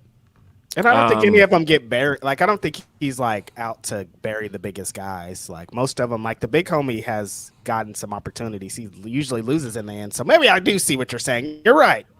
I think it's more so they use big guys more for the moments for the little guys, right? Because you look at like Big Bill getting suplexed this week, and it's a moment for him, which was fire. The way that crowd popped for that was great. Yeah, and that's more so what the big guys are used for, is more like, all right, we're gonna create a moment now for this guy. A new rag says, do you think the story of Bryan Danielson in AEW is he never gets the W in big matches / title matches? He's lost multiple championship matches. Could be interesting. I mean, MJF brought that up to him, that he said directly, like, you always lose the big one, Bryan. You don't want to face me because that's been your story this whole time. Right. Yeah. Yeah, I feel like he's eventually going to get a big win. I feel like Bryan doesn't need it. It sounds crazy, but he doesn't need it. I don't think he wants it at this point. It's the crazy part. Let's see. We got Deontay says, just got NY bonus. Me and my homies watched Hard to Kill, SmackDown, and Rampage all in a row. I watched Stardom afterwards. My goal this year is to watch 100 hours of wrestling in 1 week. Much love, y'all. Hey, if you got I mean, look, there's only 168 hours in a week, so Deontay acting like me out here watching 100 hours a week of wrestling and shit. That's a lot of wrestling, man. That's a lot of wrestling. And just to keep in mind, like I said, 168 hours in a week, which means that you aren't necessarily giving yourself because 68 divided by 8 is what? That is 8.5. So I suppose you are giving yourself time to sleep, just barely. Not really giving yourself much time to shower or like eat or anything else. So I'm just saying. You're like superstar. You're joining the club now. Wait, what was that? Baby. Oh, that's right. I mean, hey, this is where we're at now. I just want to get high. That's it. I don't care. Hey, it's all about following leadership here at Fightful. It's like super sped up, Will. So it was like. Oh, you're moving. Yeah, you're moving in slow motion speed, fast speed, super fast. God damn it. I guess I have to keep going because if I refresh, I lose the super chats. Okay, I think it stopped. Okay, good. Lamora says, if you're TK, do you change your approach to free agency this year? Because if mass cuts return to WWE, do you avoid signing people close to H? I think he does have to change the approach to signing people this year, just because not so much of the of people close to Triple H. I think it's the other way around this time. I think it's like I said earlier in the show, he got a lot out of people who weren't signed to WWE. And I think just the approach now of, people who came in from the other side are probably going to have not just them having expectations, but the fans are going to have certain expectations that I think you may not get out of other guys. I think the signing approach kind of does have to change in that sense anyway. And yeah, I also think that now the shows are full right now. Like at this point, I think it's interesting when I hear people go, I want to see this person go to WWE. I want to see this person go to AEW. And like, I think like right now, that's a tough conversation to even think about because ain't nobody retiring like en masse right now. So where are these guys going to go? I don't feel like any show right now is like having a mass shortage of people. Like obviously you can always cycle people in and out, but like on a main event level, I don't see where you can like have a mass amount of guys go one way or the other way. And I think that's why it's really important for guys to consider that it's not just about, oh, I should be here, or I'm here and I want to go there. It's, is there a spot for me there? And if not just is there a spot, but is there a path for me there? Because sometimes it's not about, because you can get the spot, but or go there without a spot as long as you see a path, and that's for both companies. And so I think the signing approach in general just has to kind of shift. It's interesting that what I want to see going forward is, are there going to be guys who sign with, say, WWE and bypass NXT? Because there's a lot of guys who I don't feel need it. When I saw that tweet this week and they were like, Jay White to NXT, I was like, boy, if you don't get the That's fuck out of crazy. here, I do not want to see crazy. this man on NXT, man. Like, this guy wrestled in the Dome. This guy is headline Madison Square Garden. He does not belong in NXT. No. Yeah. No, and I think that, I look at it, it's kind of like AJ Styles, right? AJ Styles was an undeniable one. You could not bring that man into NXT. I don't care who else was in NXT. You could not bring AJ Styles in and say, now go spend a couple of months down in Orlando. Not going to happen. No, thank you. And I think another one is like an MJF. If MJF decides to jump ship one day, you don't send MJF to NXT. You got to bring that man straight to the main roster. Like, there's no way. And so it all depends on the approach. And I know guys, I've talked to guys who have straight up said, if I were to go over there and they offered me NXT, I would say no. Mm-hmm. Because at that point, you're telling me that everything I've worked for up until this point in my career, I'm still not good enough for your main television, and that's what I'm going to sign for. So no. Yeah, nobody's signing with WWE to go and wrestle for their developmental.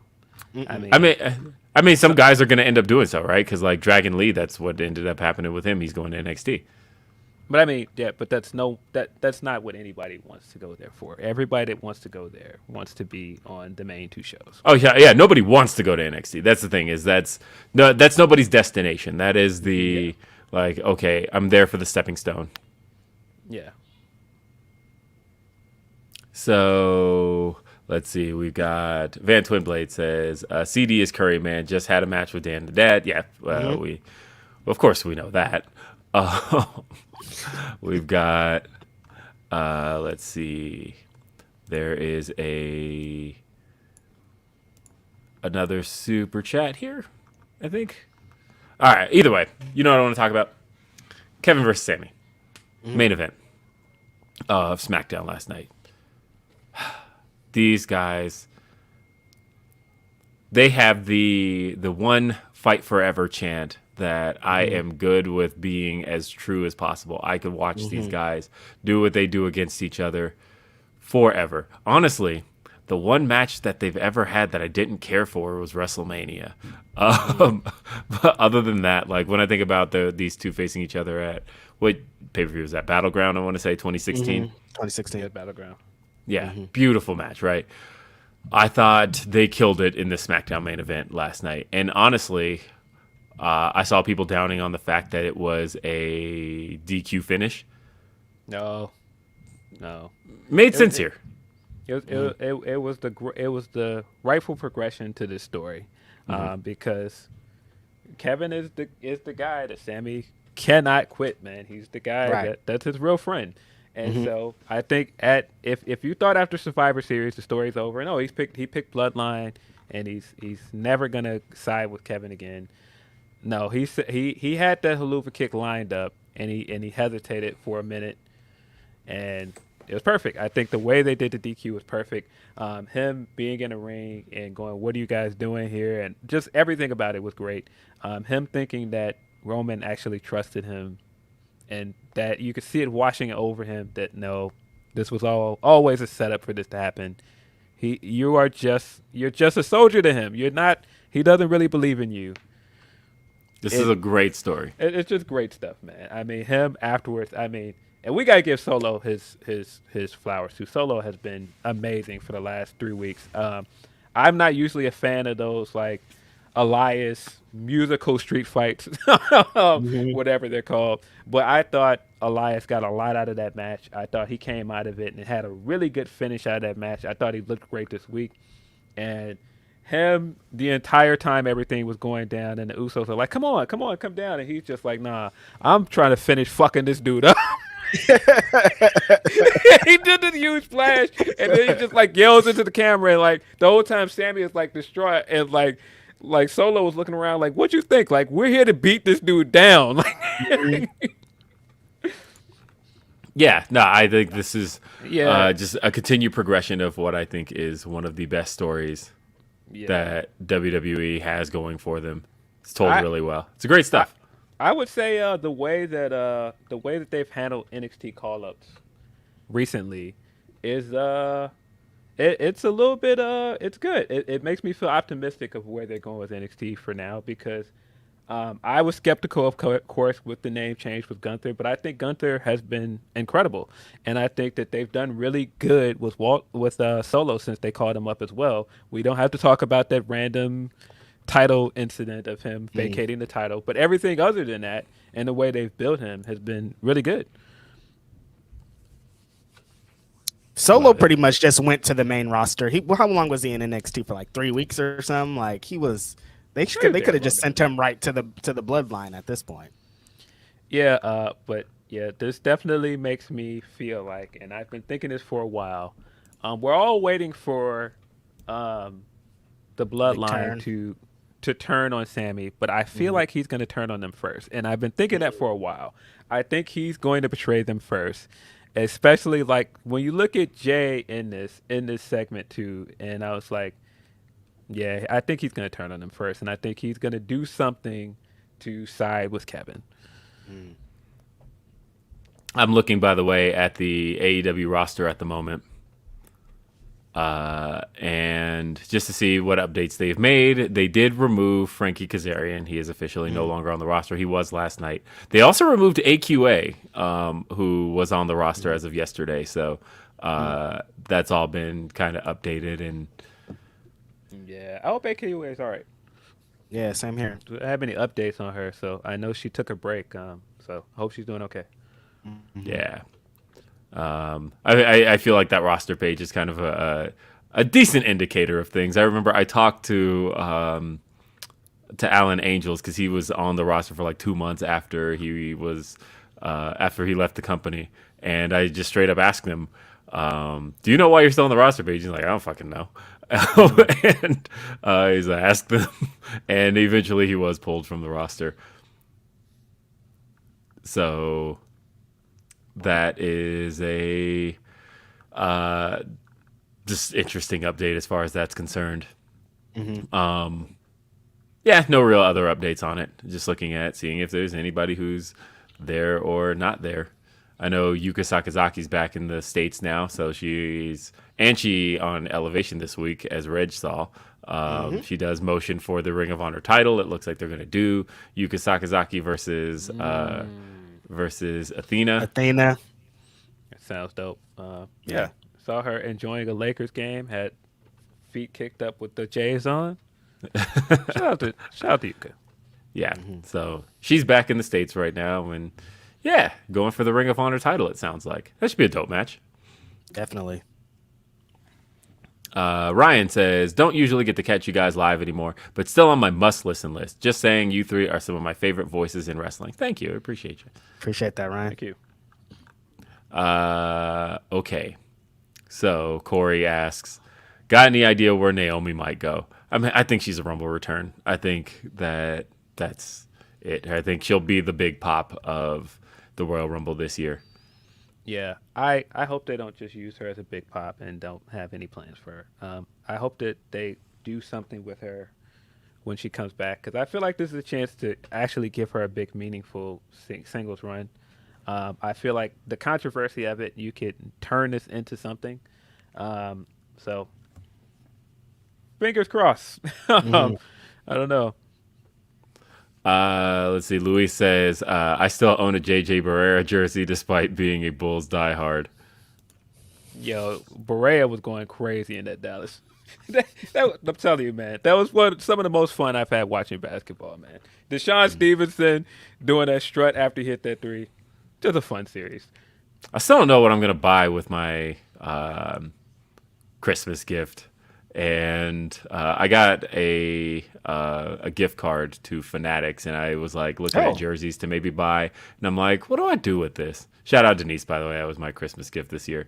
And I'm like, what do I do with this? What do I buy? And I was looking at jerseys.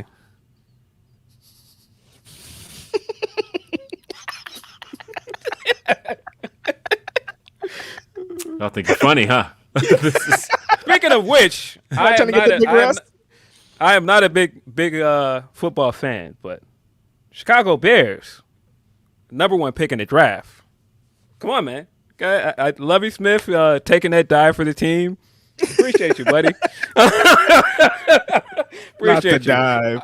I figured he was going to get fired. They fired that man before the day was over. I was like, yeah, come on, man. Always loyal to Chicago squad, man. I think they're probably going to trade that pick, but this is a pretty big deal. They haven't had the #1 pick since like 1947 or some crazy year, way before I was born. Right. I don't know. I'm gonna be watching some football today. Obviously, Broncos blew it this season, but I will say those last couple of games, all of a sudden, a lot of people were blaming Russ, but something changed coaching wise because for a team that couldn't score any touchdowns before they fired the coach, all of a sudden could. So we'll see what happens next season. I don't know. Derek says, I hated LeBron before, but after he hit that shot to beat the Bulls and ruin my Christmas, he is forever my enemy. He knows. I told y'all the villain story of how this started and how I wasn't the biggest fan, but it was that one moment where he took that obvious flop on to the Bulls and he looked right in the camera and winked, and I said, yeah, fuck this guy.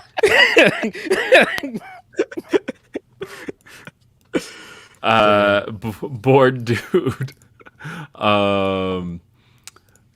Let's see. Bored dude 360 is very adamant about this. So let's see. He says, "This Bray shit is trash. Quit playing. When you got to pull out all the all kind of mental gymnastics, the bit sucks." All right, look. Hey, if that's how you feel, that's how you feel. Okay. I have definitely checked out. Like, I really that first week I was like, hey, we're seeing Bray as a real person. We're seeing some a different side of Bray, like that first week. But that was in October, and this shit has gone nowhere. I am not like. I keep seeing people throw out the term cinema, and they're like, this is cinema, and it's building up to something bigger, and this is what wrestling's all about. Sure, if that's your thing, enjoy. I have mentally checked out of all things Bray Wyatt and LA Knight. I am not into it. I don't fucking care. Why LA Knight catching strays? What he did? What he did doesn't. He's there too. I don't think they did the work to really do anything with LA Knight. Like, they just were like, hey, you remember that Max Dupree? Actually, he's LA Knight. Here you go. Yeah, I think they are counting on people watching NXT to understand the LA Knight stuff. I don't know. I enjoy LA Knight. I think that he's funny. I just don't think this is a good first feud for him. And I've said that before. I just don't think that if you're trying to establish him and get people to like him, it was a bad idea to put him against Bray. Yeah, for sure. And look, I really have I really have checked out on Bray. I am. If I speak, come on, man. The Cultaholic reference in there. The Rock. LA Knight is The Rock. Brent Lockman says, so Darby Kushida 2023 is going to be a fever dream. I mean, yeah, it's going to be a crazy year. I think they are set on giving, because again, this is what I said last week, right? I said Darby with the TNT title I want to see just him every week having killer defenses. Just defend, because I would take the belt off of him at Revolution. I would have Powerhouse Hobbs beat him at Revolution. But in the meantime, because I think he should have kind of a valiant match. Like, one thing Darby does really well is work against big guys, and I think that he should have a valiant effort against Powerhouse, but ultimately Hobbs should win. But in the meantime, we're 2 months away from that. And I think that if for the next 8 weeks you just have Darby just going out there having killer defenses every single week until it's time, you could end up cementing Darby's second reign as being just as good as his first. And his first was really good. Look, I see the story they're building here of Hobbs coming on every week and saying, the next person I get in the ring, I am going to take out all of my frustrations on him. And the ultimate masochist in wrestling is Darby Allin. And the guy that's going to both the hardest for him and take all of this punishment that he's willing to come in this ring and do is Darby. So I feel like that's where they're building towards. I think it's not a coincidence that they ran that Book of Hobbs segment this week right after Darby versus Juice. And I think that's exactly where it's going, is Hobbs is coming for Darby next and taking the TNT title in his hometown of San Francisco, the Bay Area. And taking it in front of the Bay Area fans, I think, is the move here. That's just my gut feeling. And Darby's been killing it, man. It's good to see Darby as a singles wrestler again. It's gonna be I'm weird super seeing Darby. excited about Darby's TNT title run. He's dope. Like, in this Kushida match is gonna be nuts. I don't know what Tony is on, Tony Khan, but he's on some good shit right now because he's been making some incredible matches. This Dynamite I just was at, I thought was like, oh shit, this was an all timer. But then he starts announcing matches for next week. Young Bucks and Top Flight are working. Willow and Tony are going at it. Like, Bandito and Bryan Danielson. Like, yo, Bandito and Bryan Danielson also feels like something that feels like a fantasy. If I said in 2021, in 2021, you are going to see Bryan Danielson facing Bandito one-on-one. Yeah, so I feel like people are going to do this because I feel like this is building to Max beating Bryan in San Francisco. So I feel like what people are going to do is, Bryan's run sucks because he always loses. No, the whole point of the build to this match is to give us all the great matches. And so he's going to have all these great matches with all these opponents, and he's going to win, and then he's going to get there and lose to a younger guy. That's kind of what he's supposed to do. But exactly. This Takeshita match was incredible. Ooh. And oh my God. I think it's unfortunate that people were making a big deal about some of the other stuff around it and not talking about the match itself, because the match itself was very good. And we knew the match was going to be good. Man, Takeshita he's special, man. He's over as Rover. And I know I just said that we got to rid the world of the word over, but this guy is super popular. He is over. Well, what are your thoughts, Phil Lindsey, on what young Maxwell Jacob Friedman had to say? Yeah, so the thing, me and Reg channeling Disco Inferno or some shit. I don't know. So me and Reg just talked about this on Day After Dynamite. So if you haven't seen our takes on it, Day After Dynamite yesterday, me and Reg was my guest on that show. But what was your takes on it? Mine was I think that. So one of the big topics of wrestling Twitter, and this is probably one of the things that AEW does that probably they should avoid a little bit, is that sometimes they can let the topics of wrestling Twitter make its way into the TV show a little too heavily. One of the topics on wrestling Twitter this week was, after the Takeshita match was announced, Disco Inferno decided to rag on Takeshita a bit. That he was like, well, he'll never be a star because he doesn't speak English or something along those lines, right? And so it would have been, and some AEW people came to Takeshita's defense. Don Callis especially was like, nobody ever tuned in for a Disco Inferno match, like all that stuff. And so my whole thing was, I got what this was supposed to be for anybody who was paying attention to that whole debate there, because the take a shit thing, that's a thing that Jim Cornette says all the time about about Takeshita. So I got this was supposed to be the moment where they channeled all of that stuff into somebody on screen to throw at Takeshita so that Takeshita could finally make a comeback at it all on screen. All the stuff that the old wrestling heads get to say. MJF took all of that, ran with it, and that's where Takeshita got to tell him, kiss my ass. I think it was a backwards segment, though, because I think that should have been the end. He should have gone after the celebrities first and then gone for Takeshita, and Takeshita should have gotten the final word. But the way that it played out was that they did the Takeshita stuff first. Takeshita did get to put egg on MJF's face, where he was like, speak English, or no, he said speak American. He made sure to say it like a dumbass would. And he told him speak American. I think that played out backwards, because after he did it, then Takeshita's like, and now I have to leave the ring and stand here while MJF does this even more to the celebrities. Flip-flop that, I think it would have come off better.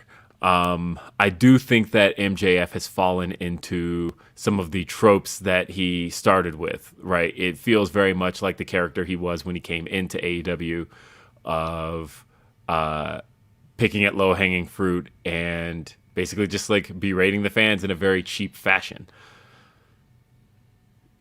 Whereas this past year, MJF really had some good character depth stuff in the stuff with Regal and the stuff with CM Punk. We got to see a lot of depth out of MJF, and it really feels like the last 3 weeks with his title reign have felt more regressive. It feels more like the cheap stuff that he started with. Mm-hmm. And then my thing was, I thought at the end of the day, we're dunking on Jim Cornette and Disco Inferno. Who gives a shit about those guys? We shouldn't give them any TV time. We shouldn't give them any fuel to be able to say whatever. Like, oh, we really dunked on Disco Inferno. We really showed him. Who gives a shit? I don't care about him. Most of the average fan don't even know who this fucking loser is. So why are we? But I get it, because this shit off. I think it's more so for the again, it's trying to like almost take the power away from it in a sense. I get what they're trying to do. I just think that you could also just ignore it and it goes away too. But because again, it was a big topic on wrestling Twitter this week, and AEW fans found themselves in a tizzy over defending Takeshita. And so it was one of those, what if we took the heat and put it on one of our characters, and that way Takeshita can still get the one up on the character on screen rather than on the podcaster who has nothing to do with our show. Right. Yeah, I get all that. I just I got the logic of it. I just feel like you could also ignore it. Totally. I don't agree that he's regressed, and this is why. Oh, okay. I think that I pretty much pointed out the entire time, not just during the CM Punk program, but during the Regal stuff, all the way to his time coming back, that he's been telling you guys, like, no, I know you guys want to cheer for me, but I am a terrible person. Yep. And everybody that is not seeing it, and people that were buying into this might lead to a heel turn. Maybe he's going to be a tweener. No, I am the devil. I've been telling you this since All Out. You're not listening. I've been telling you this since the Punk program. This is who I am. If you want to go even further back, I've been telling you this since I turned on Cody Rhodes. This is who I am. And so I feel like people that keep buying in and the meta commentary of this, and I know people are going to go, it's not that deep. The meta commentary of this, that people want to cheer for heels, and it is very hard to be a heel today. Almost impossible. Yeah, and I feel like he's gotten so popular, people want to cheer for him. And I feel like now he's trying to turn it back around and go, no, you're supposed to boo me. You're supposed to hate me. That's it. And so, look, I get what he's doing. I get he's taking stuff that the AEW crowd does not like, and he's bringing it to TV. He's been doing it for weeks. When he came on last week, and he brought on, and he mentioned Cornette, he mentioned Disco, and I understand what you mean, don't give these guys energy. But I thought that what he did here was specifically to give Takeshita the moment to get cheered, and it worked. He got cheered. The first time he spoke Japanese to him, it popped. It was a big pop. He got a huge pop for it, and that's why it worked. It wasn't to say, all right, let's bring the Disco talking point to TV. to dunk on Disco. It was to say, no, Disco is wrong, and he is clearly wrong because listen to this crowd. And I got that. Like that's what I was saying here was that I don't think it was to dunk on Disco as much as it was to take the point that was being argued and to show that it's wrong because it's one of those a Japanese wrestler can't get over if he can't speak English, any of that stuff. And one, it was like Takeshita showed two things. One, I am over, and two, I can speak English. Like it was two quick things. Two, I felt like it was very simple what they did. Now, when we get into was this segment racist? All right, let's do the thing. Is what the stuff he was expounding racist? Yes, because it was coming from an ignorant and racist take. But I feel like there's a way to use these things in a way, and I saw people like comparing it to like the Booker and Triple H thing. This isn't the same thing for two reasons. No, very different.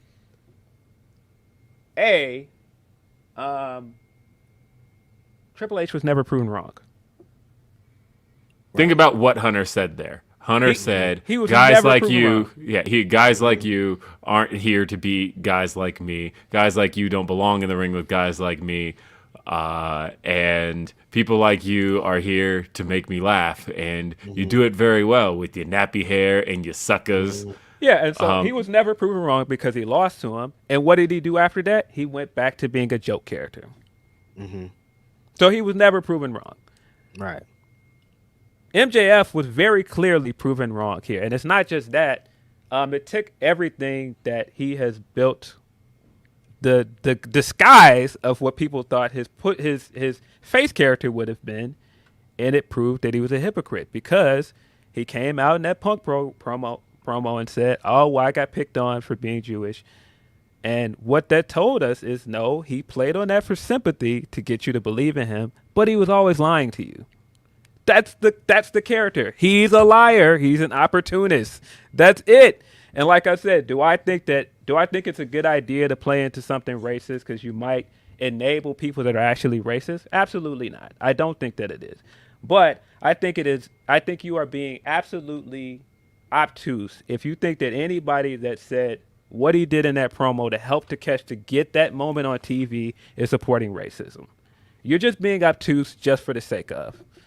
And so I don't agree with MJF's talking points. I don't agree with Disco talking points. What have I said many times on this podcast when you bring up Disco, Will? I said, stop engaging this dude. Who gives a fuck about him? I say it every fucking time. So I'm done engaging. That's a 2023 New Year's resolution. Are you kidding me? I was very tempted to dunk on Disco Inferno, and I was like, nope, this is what he does. No, So to have people that don't listen to this podcast or don't follow me regularly then say that, all right, well, you're saying that MJ did a good job, so that means that, oh, you support racism. Disco. You're defending Disco. Like, who? What are we talking about? Do you guys listen to me at all? Why would you think that would be me? Well, I'm not going to get into that. I digress. The whole point in this promo, like I said, was to give Takeshi his moment on screen, and it worked. Now, do I think that the segment was too long? Yes. Do I think that all the other stuff he did in it, like going and pointing out to people in the crowd, like Freddie Prinze Jr. and Ken Jeong, all of that stuff went on too long? Yes, it did. But I can also say that what he did here worked. I can also say that as a champion and as a brand ambassador, that's what you're supposed to do. That's what you have this man for. Like I said, I would have just swapped the order of the segment, to be honest. Yes. I think that, I actually thought that the heat on Ken Jeong and, the fact that people actually chanted for Freddie was interesting. I honestly just would have swapped the order of them. I think that he should have gone in on them first, then gone for Takeshita. Takeshita gets the big comeback in the moment, and then the Bryan match begins. It should have been straight into the match with Bryan. Yeah, because what they were trying to do is Takeshita came out, and then MJF interrupted him. What it should have been is that MJF came out before the match, and then Takeshi just came out later. But I just think that people are doing this thing, and this is again what I've said that I've grown to dislike about Twitter, is that Twitter doesn't debate the actual merit of something.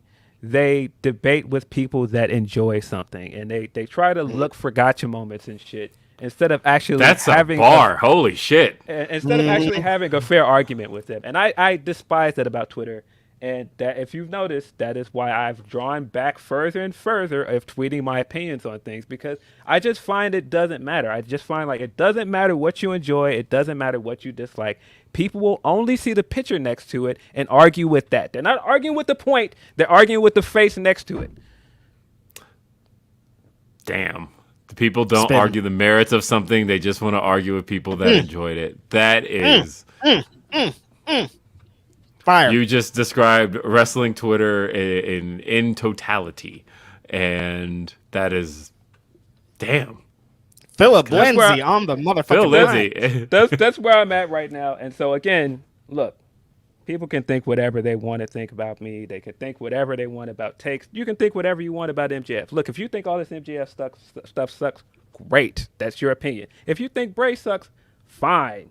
I don't give two shits. But when you make it personal, that's when I'm tapping out. I can't do that. Boom. I can't do that with you, because this is just shit with guys in tights wrestling. It's not that serious. I fully agree with that, by the way, because that's a thing that I encounter a whole lot, where I will say my opinion on something and all of a sudden I'll never engage them. I ignore it, but it's always like, actually, the take is about this person and it's whatever. And look, the other part of this, and there's other things in this that I don't care to talk about on this podcast, but the thing that I am growing to dislike a lot, again, about discourse on Twitter, is that I find that, how do I put this in the most polite way, in a time where I don't want to be polite. I find that people dislike people's takes, so they then turn that into a vendetta against people, and they'll search out things, and they don't follow this person, but they'll just go and look at all of their tweets, and they're harbor this thing and wait for that one moment. They'll pray and pray for that downfall, and then when they finally think they got it, aha, I got you. No, you don't. You're a fucking idiot. And what you look like is you look like a guy that is lurking around on people's pages for a way to get on them for nothing. It's stupid. Get a life. Grow the fuck up. Find something else to do. Boom. There you go. Boom, bow, surprise. And really on Max, to end it out, the moral of the story, and a great point that Phil made, they were never, ever, ever going to boo Max at the rate that he was going. The thing that he was doing, the stuff that they like, they were never going to boo him. And he wants to be booed. No matter how you guys feel about him, this is a heel to the fucking core. He don't want to be a babyface. He don't like them cheers. When he does them cheers, that's for fakes. He wants to be booed. And the way to be booed is fucking cheap heat. Cheap heat sucks, but cheap heat works when you're a fucking heel like this. I look again. Do I like all of the stuff that Max is doing? No, but that's why he does it. It's because it's to get booed. And when people are like, "Oh, this sucked. I hated it," you're not supposed to like it. And every time I say that, people are like, "Oh no, we're supposed to enjoy everything." No, you're not. No, you're not. You're not supposed to enjoy everything. There's no world where you enjoy everything. When Corbin and JBL come out, I hate that shit, and I'm supposed to. JBL is eliciting an emotion for me for a reason. It's the same shit. It's fucking pro wrestling, you guys. Pastor Phil just spoke a word. Listen, I said at the top of this podcast that I was coming down to the mountaintop, and I am going back to my mountaintop after this podcast is over. Enjoy wrestling, man. I'm sorry. Just enjoy wrestling. Stop seeking out things that you don't enjoy to be upset, man. Just stop. It's a waste of your time. And let's see. Bruce LB says, "Will, you killing me? It's pronounced Takeshita." Isn't that what I was saying? What did I say differently? I don't know. I don't know. Well, no. Takeshita. I just can't believe we went 2 hours into the show and haven't talked about Grandpa yet. It's crazy out here. Because we don't want to. Nobody wants to. JB Love says 100% what Phil said. Those trolls have no interest in facts or even being right. They just want to win the argument in their eyes. They should be ignored always. Shout out to JB for pissing everybody off on camera this week with this blue hoodie on Dynamite. Everybody's mad at him. Shout out to JB. Let's see. Ryan says thoughts on that Action Starks face promo later. I hated it. I as somebody that enjoyed JAS a lot when they started, I am further and further getting away from enjoying the JAS stuff. It's just not working for me. I didn't like, really, it fell off for me, and I said this on Day After Dynamite, when they started going in on Ty. I thought that was unnecessary and didn't help anything. It didn't pop anybody. Like, I didn't think any of that needed to happen. And I feel like why are you guys doing this Dan Lambert thing again? The same shit we were putting. I don't want that sucking. Oh my God. This is what are y'all talking about? So this is also the funny thing about people this Wednesday is that I have been saying from the beginning, I hate the Lambert stuff. Hate it. So for people to go, oh, you're just defending anything AEW. I hated the fucking Dan Lambert stuff. Hated it. And I made it clear I hated it. So again, these are people that don't look at your tweets on a regular or don't listen to anything you actually say. They're just looking for gotcha moment. Mm-hmm. Yeah, Shane in that Monster. promo, I'm under the impression that they took away from the ladder match at the end, so I really super duper hate that promo because, like, why is this promo? This could have been a backstage segment in 30 seconds, and we could have got the Ricky Starks and Jake Hager match and been out of here, but we got to be out here for fucking 10 minutes with this bullshit. Yeah, and it's turning into what I feared, and I hope I'm wrong.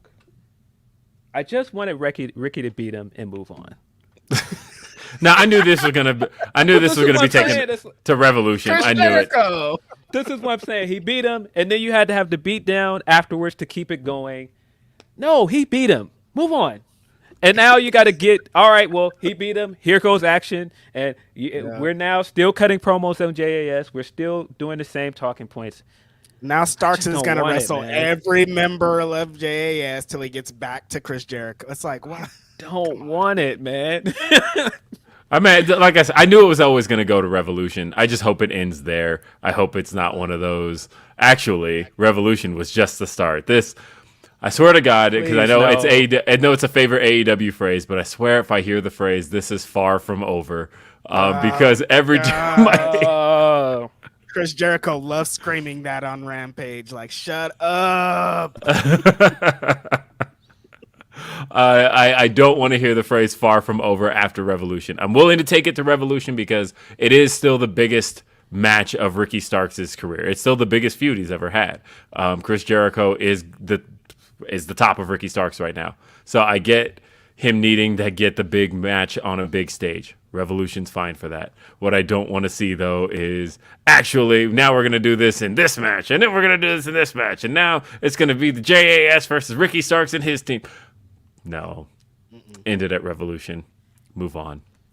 Shane Monster says, should TK consider bringing back Kylie Ray? WWE didn't seem to sign. She can go back to Bill Pumpkin's dumpster fire, and Impact wasn't a great fit. Or she can't go back.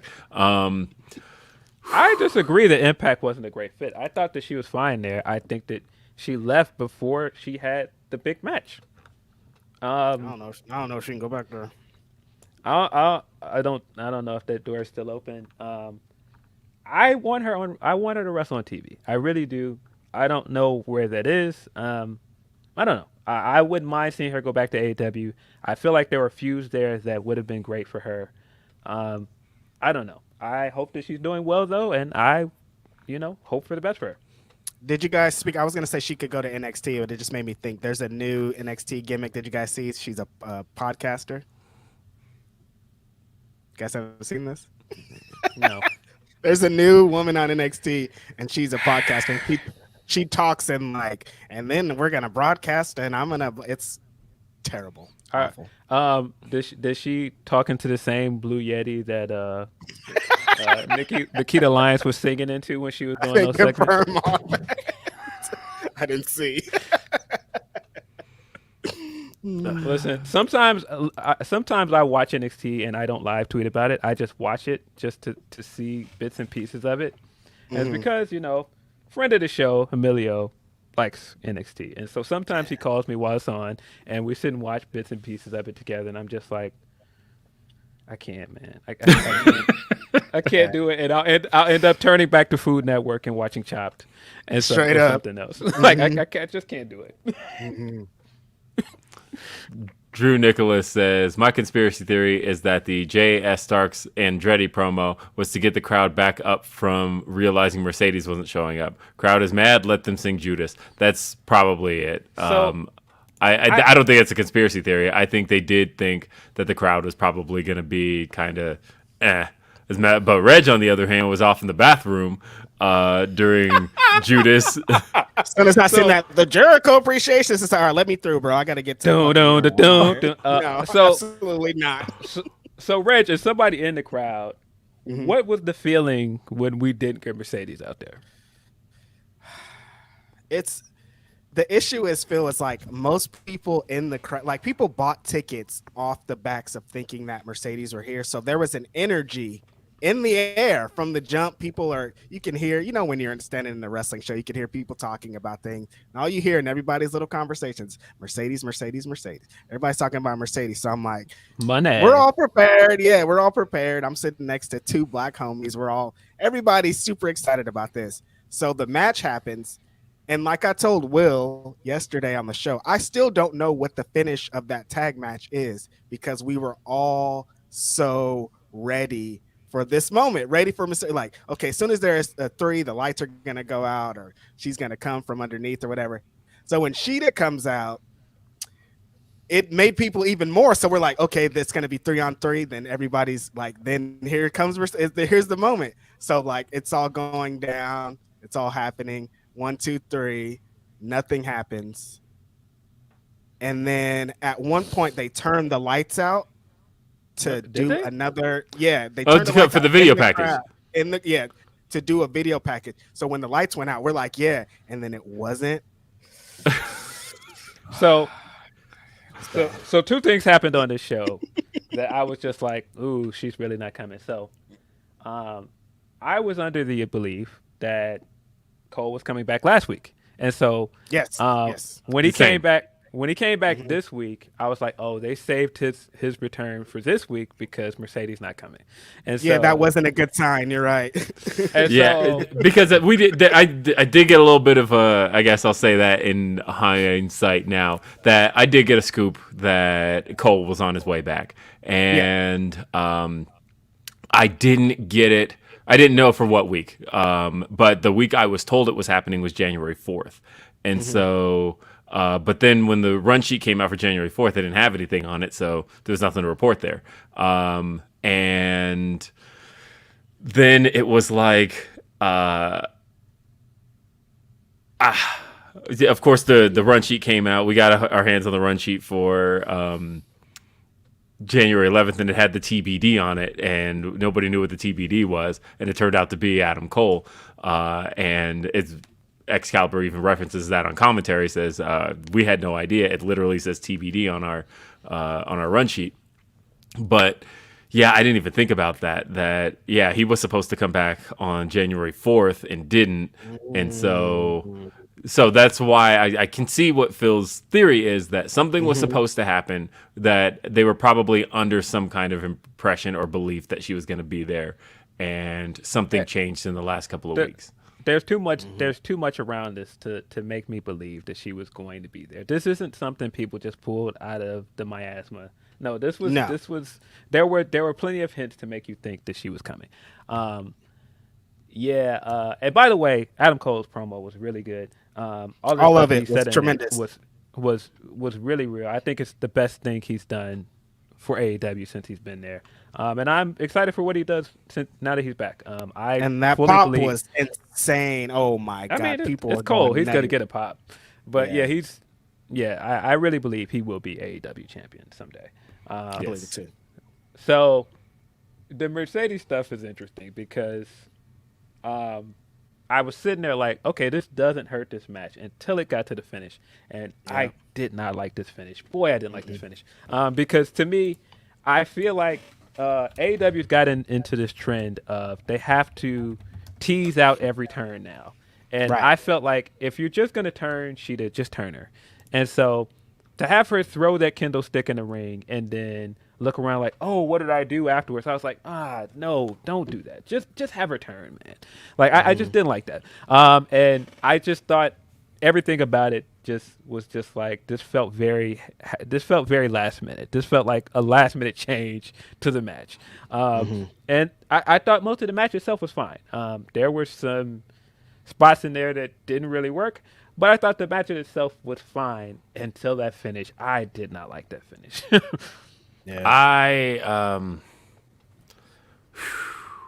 I'm just gonna be honest though. I feel like Saraya is wrestling in a very Divas era manner. WWE. I agree. And it's that little spot that she did where she bring them to the ropes and bring them back, bring them to the ropes and bring them back. That's like such a fucking Glow era wrestling spot, and like we don't want to see that shit, Saraya. Yeah, I think the rest of the division is so far past that.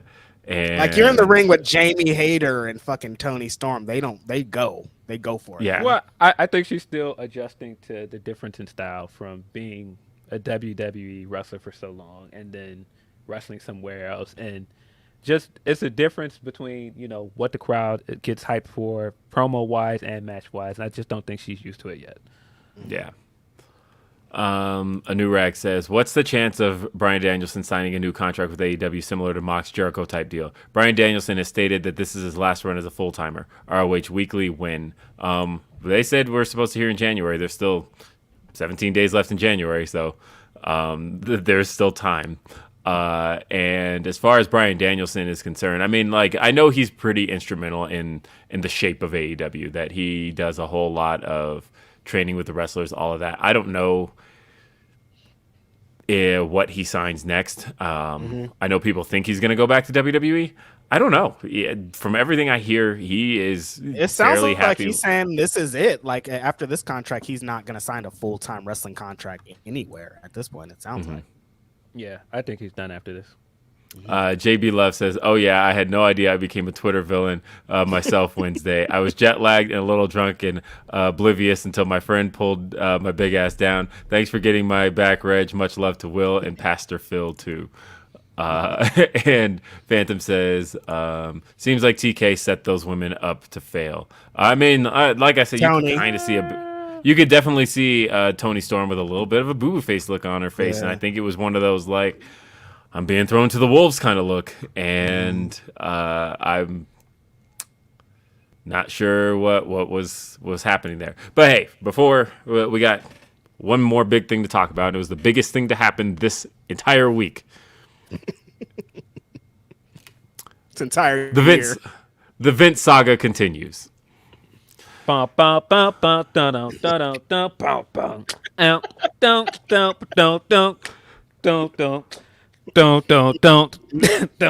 can't be stopped. Yeah. I'm the definition of Worry about if I write rhymes, I write checks. But anyway, Stephanie resigned on Tuesday. Like 500 years ago. Yeah, and a lot of rumors started swirling that evening. We started seeing all of the rumors surrounding whether or not Vince McMahon was fully back in control. He is officially the executive chairman of the board, and with Stephanie's resignation, that makes Nick Khan officially the CEO. People were wondering, what does this mean for Hunter? And there was a rumor that was floating around that was not correct, that Hunter was being moved to international events. Was not a correct rumor. There was an even bigger rumor floating around that WWE had agreed to sell to the Saudi Public Investment Fund. That was confirmed the next morning to be not true. Although I am of the belief that there is smoke to that fire. I'm of the belief that I think the reports that it was a done deal were premature. And I think there were a lot of people who were noticing that. They were like, a done deal? Like, that can't happen that fast. There's no way. Yeah, it all happened too fast. And, there was a report out of Reddit and a tweet that had, from Steve Mielhausen, that basically had said that this was a done deal. But again, I do think there's smoke to the fire. I think that the Saudi Public Investment Fund is probably one of the top contenders to buy it. But at the end of the day, we now know WWE is going to be sold to somebody, and probably soon. Crazy. Insane. Yeah. And well, I'll go ahead. There are many things that night that I thought were interesting. Just some of the tweeting about it and some of the vague tweeting about it was funny. But whoever put that Ron Browse record over the SmackDown intro, I cried laughing at that. That was really, really funny. If people don't know what I'm saying, that somebody put the Arab money over the SmackDown intro. Very funny. I don't know, for whatever reason, it's just when it gets to the part of Kofi and Woods dancing and it's still playing. It's just really, really funny to me. So I don't know, man. Like, I think people that are jumping all over Steve, and Steve's a good dude. I see Steve all the time. I mean, literally almost every time I go to a show and Steve is tweeting, I'm like, "Oh, you're at the show," and he's like, "Yeah, I'm like 2 seats down," and I'm like, "Oh, you are here." And it's like several times this has happened to AEW shows and WWE shows. He's a good dude. So I think the idea that he would just pull this report out of his ass just to be the first to report it is insane. That's just not how he works. I think that he clearly got that from somewhere, and so I'm inclined to believe what Will is saying, that there's something to this. He wouldn't have just reported that if there wasn't something. If he didn't get this from more than one source. And I know firsthand that night that I heard it from more than one person before it was even tweeted. So I heard it before it was tweeted as well. So I stayed away from it because I felt like there's too many financial implications here, and that the rumor is likely going to come out of more of a Bloomberg type source than any place else. And so I was kind of waiting for this just kind of falls out of the realm of the professional wrestling sphere as far as booking, things along those lines. And so I didn't comment on it at all because I was waiting for something a little bit more concrete to come out. But I had heard that same rumor. Yeah, and I feel like this pastime of, all right, well, this isn't true now, so I sure showed you, wrestling media guys. Now all of you guys are hacks. And it's like, no. Again, you can't just show up when somebody is proven wrong about something or when something is not confirmed and then go, that means you all are bad at your job.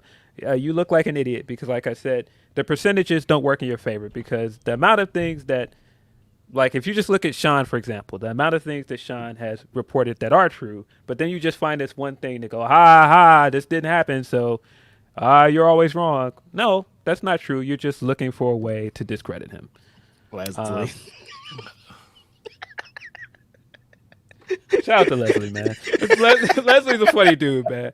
Leslie is hilarious. Leslie's a funny dude, man. You don't let nobody breathe. So funny. But it's just crazy that this is where we're at. I would think that people would have learned this lesson from the Raj thing when they jumped all over him about Sasha, and then that ended up being true. Or, when people jumped all over that report about Brock walking out, but then ending up back there by the end of SmackDown. No, that report was true. Just because he came back, it doesn't mean that report wasn't true. And I feel like that's just this thing. Like, if you're not in the know, and it's fine to not want to be in the know. I get that part. I get wanting to be left in the dark about backstage stuff, but I don't understand having this crusade against wrestling media folks and trying to go, anytime they are wrong, this shows why your job shouldn't exist and you're an idiot. It's like, no, that's not entirely true. So there's so much stuff to this, though. Just the way Vince is back is just nasty. I'm sorry, it's nasty. Everything about it is nasty. I mean, look, there's some stuff that there was a meeting yesterday, and that Hunter conducted with the talent to assure everybody that everything's okay, that he's still got the final word. But there's a thing people took out of that he said in all of that that I think people are reading way more into than I think Hunter intended, which was that he said that he does have conversations with Vince about creative, but that I have the final say. And I thought, But see, the thing is, what that there's a lot of implications there because Yes. that makes it suddenly feel like you might just be putting a final stamp of approval on Vince's guidance, and that that that's how that kind of starts to feel. Because I know that if I have conversations with somebody about something creative, and I know that they then have some kind of creative input, and they're going to feel like they have creative input if they were able to at least talk to me about it, get their points out, and make me see their point of view before finally putting their stamp on it. Either way, though, this is one of those like Phil might have been right kind of moments.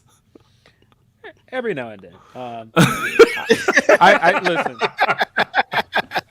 Every now and then. Look, Brent Lockman in the chat said something that I think is very, very interesting, and I've been thinking this for over a year.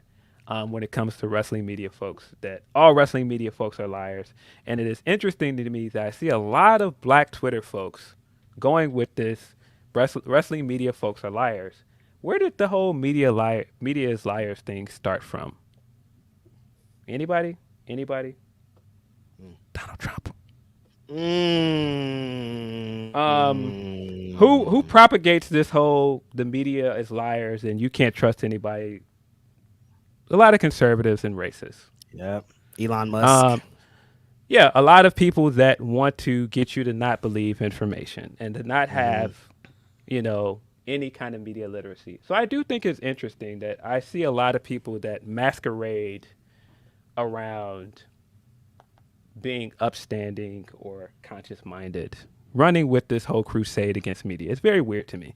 But I also feel like that people... I'll stop there. No, I do think that there's a so in the year and a half that I've been with Fightful, one of the things I have seen that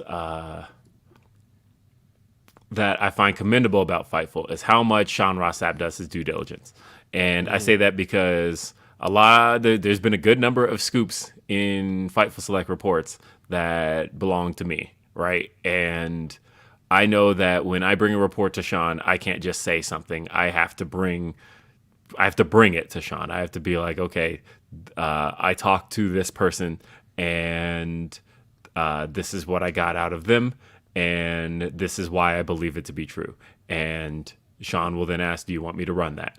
And it's never just a case of, hey, Sean, got this, put it on Fightful Select. Okay, put it on Fightful Select. Sean wants to know exactly how this information came about and all of that. And so I've watched the due diligence be done. And I know that Sean both of us have received information that, guys, if I reported every single thing I've heard, there's a wild shit that you would look back on and go, damn, the professional wrestling is interesting. Right. There are things I know. There are conversations I've had with you guys. There are conversations I've had with people in text, and I have no interest in being a scoopster at all. Right. But there are things. And Phil got hella scoops. And there are Phil gets stuff too, yeah. And there are things that I've texted people that I ended up being kind of right about, and then I'm like, I don't really have any idea. I don't have any interest of putting that out there and having my name attached to it, though, because once your name is attached to it, then it's like, because that's the most. I'm not a journalist. I did not go to journalist school. I didn't go to school for journalism, but that's one of the most important things about this. When you have information, it's what is the information, what can you do with it, and how can that come back on you once you put it out there? That's the name of the game. And so, and that's what, like, half the time with stories, when it comes to stories that are promoted, Sean will ask me, do you want your name on this? And about 50% of the time I'll say no. Like 70% of the time I'll say no. I was like, actually, I've really only put my name on like 4 or 5 stories. But that's because, like, it's one of those, do I want this to come back on me? No. And not for it not being true. It's more so like, I don't, again, I have said multiple times that Swerve doesn't give me much of anything. But I feel like that's the first assumption people make when my name is on something. And so I'm like, okay, I don't want my name on this because I don't want it to come back on him and anybody thinking that it had anything to do with him, because it didn't. And if it's one of those things where I'm like, actually, I'm pretty certain that it doesn't matter who this came from, I'll put my name on it. But the and so I said all this to say, because there's a story out there. David Bixenspan wrote a story for Wrestling Inc. this week about Dave Meltzer, the Meltzer story, right? And how he basically had direct evidence that Meltzer didn't do his due diligence on something. I can't speak to any of that because all I can say is I didn't see that. Oh, it's a big article. A lot of the Meltzer haters. Eric Bischoff shared it because Eric Bischoff's like, see, we got the proof. He's a hack. And a lot of Dave Meltzer's haters are running with it. But again, Bix did his due diligence here. Bix basically had a story. He realized that he had proof that Dave Meltzer ran with information he was given without doing the deconstruction of it and making sure that it was legitimate. And so that, again, all I can speak to is the people I know directly and the people I work with and how I work with things, because I know that I am not a journalist. I say that time and time again. Somebody asked me yesterday, aren't you a journalist? No, I'm not, and I don't claim to be. I don't want to be. These people do not know what the fuck a journalist is. Y'all are confused. No. Like, just reporting on news doesn't make you a journalist. And not just that, I don't even consider myself a reporter. Do sometimes I come across some reports? Yeah. Denise has come across reports. Phil's come across reports. Sometimes you do come across information that, hey, is information that you got before anybody else, and is like, okay, I'm going to drop this information because it's pertinent. But am I on the beat? I had a scoop, remember? Yeah, you did. It's so like, am I on the beat though? No. No, just because you have information doesn't mean you're a journalist. Like, fam, like I got ham, cheese, and eggs up in the fridge upstairs, but I ain't a cook, bro. Like, come on, like, like I'm saying, I write for a wrestling magazine, and I don't call myself a journalist. I'm just a writer. I'm a podcaster and a columnist. I don't want nothing to do with that journalist stuff. Godspeed to Sean Ross Sapp. I don't want anything attached to what he does. I just think. I don't know. But I also think that we are, in some ways, being a bit dramatic online when it comes to this stuff. Because at the end of the day, these are people reporting on wrestling. This is not like it's serious business. Like this is wrestling. Like, and I mean, I get it. I don't think that means that it's okay to put out misinformation. I don't think that means that it's okay to make up things or any of the rest of this stuff, but at the same time, fam, it's wrestling. Like, and I mean, I just think that some people that are like, well, you guys need to go and do your due diligence and go to school for this. Like, no, nobody that goes to school to be a journalist comes out and goes, all right, well, I'm going to be a beat writer for WWE or pro wrestling. let me clue you guys into something. If I spend all this money to go to school for journalism, I'm gonna go somewhere where I can make money and pay off these student loans that I got. That's not in wrestling. Yeah. So either way, that evening, I do think there was a lot of irresponsibility that evening for sure. I think that the people who took the drop and we're basically like, okay, we're hearing it's a done deal, so it's a done deal. I think that was irresponsible, and I do think that you can very much see who refused to do that, because even when Brian Alvarez put out that hint, Brian Alvarez never said this was a definitive thing. He just said, I'm hearing some big news is imminent, and I think that Sean was very, very careful. Sean kept saying, this is what I'm hearing. I don't know that this is true, and I've received no confirmation that it's true. I've reached out to WWE. And that's the thing, is it's important to just report everything you've got and make sure you're doing what you have to do, as in you hear this information. Anytime we get any type of story, if some big news comes out of AEW, for example, first thing I'm going to do if I hear it is, okay, I need to ask AEW for their official word on this. If I haven't gotten an official word on AEW, then the way that gets reported is we are hearing this. We're not going to report it as fact because at the end of the day, AEW didn't choose to confirm it. It's the same thing with WWE. With WWE, it's, when we got the rumor of the Mandy Rose release, it was a simple, it started with okay, we have heard that Mandy Rose is released. We've now reached out to WWE for confirmation. Then when WWE comes back and confirms, yes, she is no longer under contract with us, then we can now say, as a story, we can confirm Mandy Rose is released. So when it came to the Saudi rumor, it was a case of, we heard that it's happening. Reached out to WWE for comment. There's been no comment back. So as far as any reporting on that is concerned, the way that's supposed to be reported is we are hearing the rumors of a sale to Saudi Arabia. We've reached out to WWE and received no confirmation on this. So therefore, you've put out the facts that you have. Now, if WWE had come back and said, no, this isn't true, then don't report anything. There's nothing to report there. You don't even have to say, unless the rumor is running rampant, then you can say, we have heard the rumor, WWE has denied it, which is eventually what happened. In the case of some of the places that simply took the report and were like, this is a fact, this is a done deal, and it's the people that tend to just aggregate things. I think they somewhat acted irresponsibly here and probably should have at least reached out to WWE for comment, because then they could at least say, this is the rumor that's out there. We have received, we're waiting for a confirmation or comment. They didn't do that. Yeah. So I do agree that there was some irresponsibility that evening, and I think that there are some lessons to be learned that evening. I don't think it's as cut and dry as the wrestling media is always wrong. The wrestling media is bad. They're liars. They make shit up. It's never that cut and dry. But of course, the people that don't like anything to do with wrestling media are going to take every example where this happens to be like, this is it. Tear the whole thing down. And I feel like that's what people are going to do, what it sounds like with this Melter thing that Biggs put out there. Because people don't like melts. And it's like, it is what it is. I don't always agree with the guy.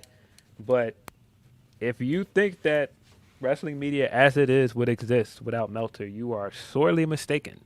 Nah, he created this whole shit. And not just that, the amount of people that aggregate him. There would not be reports at most sites without Dave Meltzer. That is just a fact. Yeah. But like I said, it's a good read. If you haven't read it, Phil, give it a read. Bix did what Bix does best, and he did some digging. Which report was it on? It's a Wrestling Inc. Just search Wrestling Inc. Dave Meltzer. No, but I mean, which report did he not do? Oh, it's on the. There was a Dragon Gate story, or was it? I think it was a Dragon Gate story that they were having some turmoil with their. You remember that story? It came out a few months ago. That one of their So that story was, there was a whole bunch of shit going on behind the scenes, essentially, and exactly like we're saying here, Bix he doesn't leave no stones unturned. Like, he talked to every single person he needed to talk to for this story. It's a really well thought out thing. Basically, it was that Meltzer was had by a hoax, and Meltzer didn't, because it was that. Hold on, I pulled it up. A hoaxer claiming to be then Dragon Gate wrestler Kaito Ishida, basically tricked Meltzer into running a report, and Meltzer did not verify that was actually him. So, not good. I mean, not good. Nah, that don't sound good at all. It's not. It's awful. And just like that's like we're saying, the people that are against Meltzer are running with it. Like Bix tried to be like, "Hey, no, it's not every Meltzer story, just this one." But them people ain't listening to that. All they heard was Meltzer's capping. Right. They're not going to do that, of course. Yeah, everybody's going to go. I mean, like I said, look, Eric Bischoff was excited about this story. Eric Bischoff is like, I've been telling y'all this is Dave Meltzer, and now you've got proof. Shout out to Bischoff. When you coming on this podcast, bro? Yeah, come on. That's all bad for Meltz. But again, I feel like Meltz does this quite often, where it's like, he'll be right about a bunch of other stuff, but it's just that one thing that somebody will find, and it's pretty damning, and it's like, really. I mean, look, it's Dave Meltzer. Dave Meltzer has a habit of sometimes just like dropping shit that he gets. Like he got it and he's like, this is it. And then people will be like, actually, this is like a gross misunderstanding of that. And it is what it is. This is wrestling media. This is, I think, go ahead. Yeah, I don't know.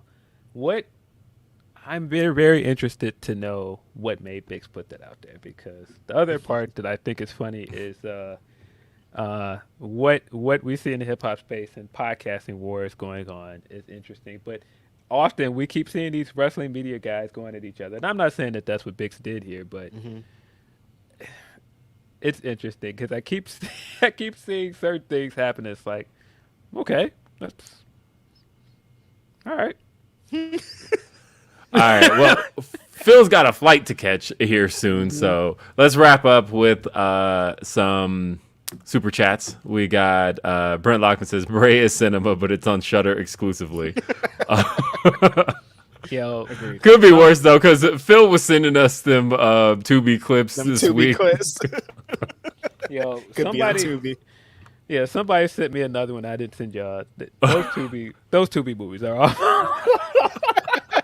Those Tubi movies are horrible. Let's see. We got I'm still trying to catch up on everything, so just bear with me, folks. I'm gonna make sure I get to everything everybody read. Derek Gordon says there was an uproar about the Saudi rumor from fans and wrestlers too. Yet WWE has a deal with Saudi right now, and none of them seem to have a problem. Forget about the real deal. They actually already have. I think people definitely were upset about that for a while. Yeah. It's just that we're so far into it and it's not going anywhere. And so those claims about it have gone away. 5 years now. Yeah. So like originally when that deal was first announced, oh no, they got a lot of pushback for it. But now 5 years in, yeah, they're possibly signing another one in 5 years. So Orion Ben 666 says the line between media lies and Dusty Blacks is thick. Bam. This year, and again, I don't want to point at anybody in particular, but this year, well, it's only been 2 weeks in this year, but last year, the amount of conspiracy theories that I had to listen to from people was insane. Insane. Yes. And I'm just like, Barbershop has gotten wild at the moment, and it's I just need people to go and seek out the information, man. Like there's too much information at your fingertip. You could just pick up your phone, this thing in your hand that you could just go and find all this information. You don't have to just believe anything you hear. You just don't have to. Albert Pont says, what up, guys? Can we please get a women's blood and guts originals versus outsiders? I'm happy Mickey won, but I think Masha is going to destroy her next. Oh yeah, I think Masha is definitely coming for the title now. I don't see how she's beating Masha. Anime Otaku says the problem with Meltzer's with the Meltzer bit is he said Mercedes wasn't in LA and it was a week ahead of the show, so of course she wouldn't be there. But I mean, hey, Meltzer was right about that. She didn't come in. Like at the end of the day, she wasn't the one. I don't see nobody being like, "Hey, Meltzer was right" off the back of that. They're not doing that. Nobody. JB said, one last shout out to the Grapsody crew for speaking truth and keeping it real. Have a great weekend, gentlemen. Thank you so much. We appreciate you. I'm going to try and get to others that I missed from earlier because I am not going to miss a single one of these. We read that one. I do think we're leading to like AEW's originals with the women. And like I hope they're smart enough to do 2 blood and guts matches this year. I think that they should do one. I still think one of the best things they could do for Rampage, obviously don't do it maybe once a year, but I think doing some kind of Broadway type Rampage where the whole episode of Rampage is blood and guts.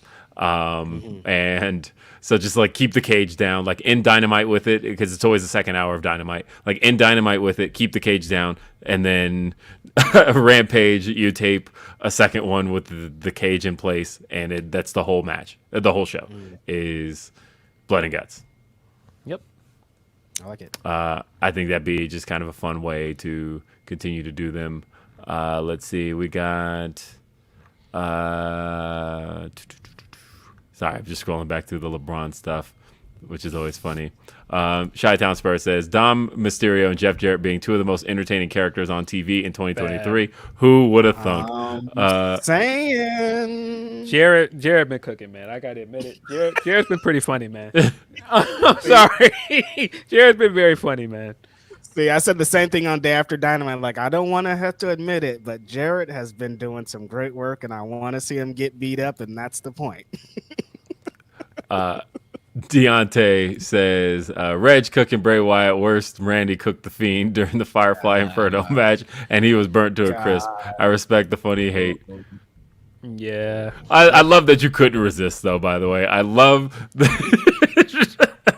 like Reg will sometimes be like I just pictured the little devil and angel on Reg's shoulders when it comes to Bray Wyatt. I'm just like looking at a tweet like, I should not do this, I should not do this, I should not send. All right, it's gone. And then it's over. Knew I was gonna see you again. Busby says, if they were making a movie of this WWE backstage drama, what actors would you get to play Vince, Stephanie, and Triple H? I honestly, I don't know. I don't know how you cast Triple H because he's such a weird, unique looking dude. Yeah.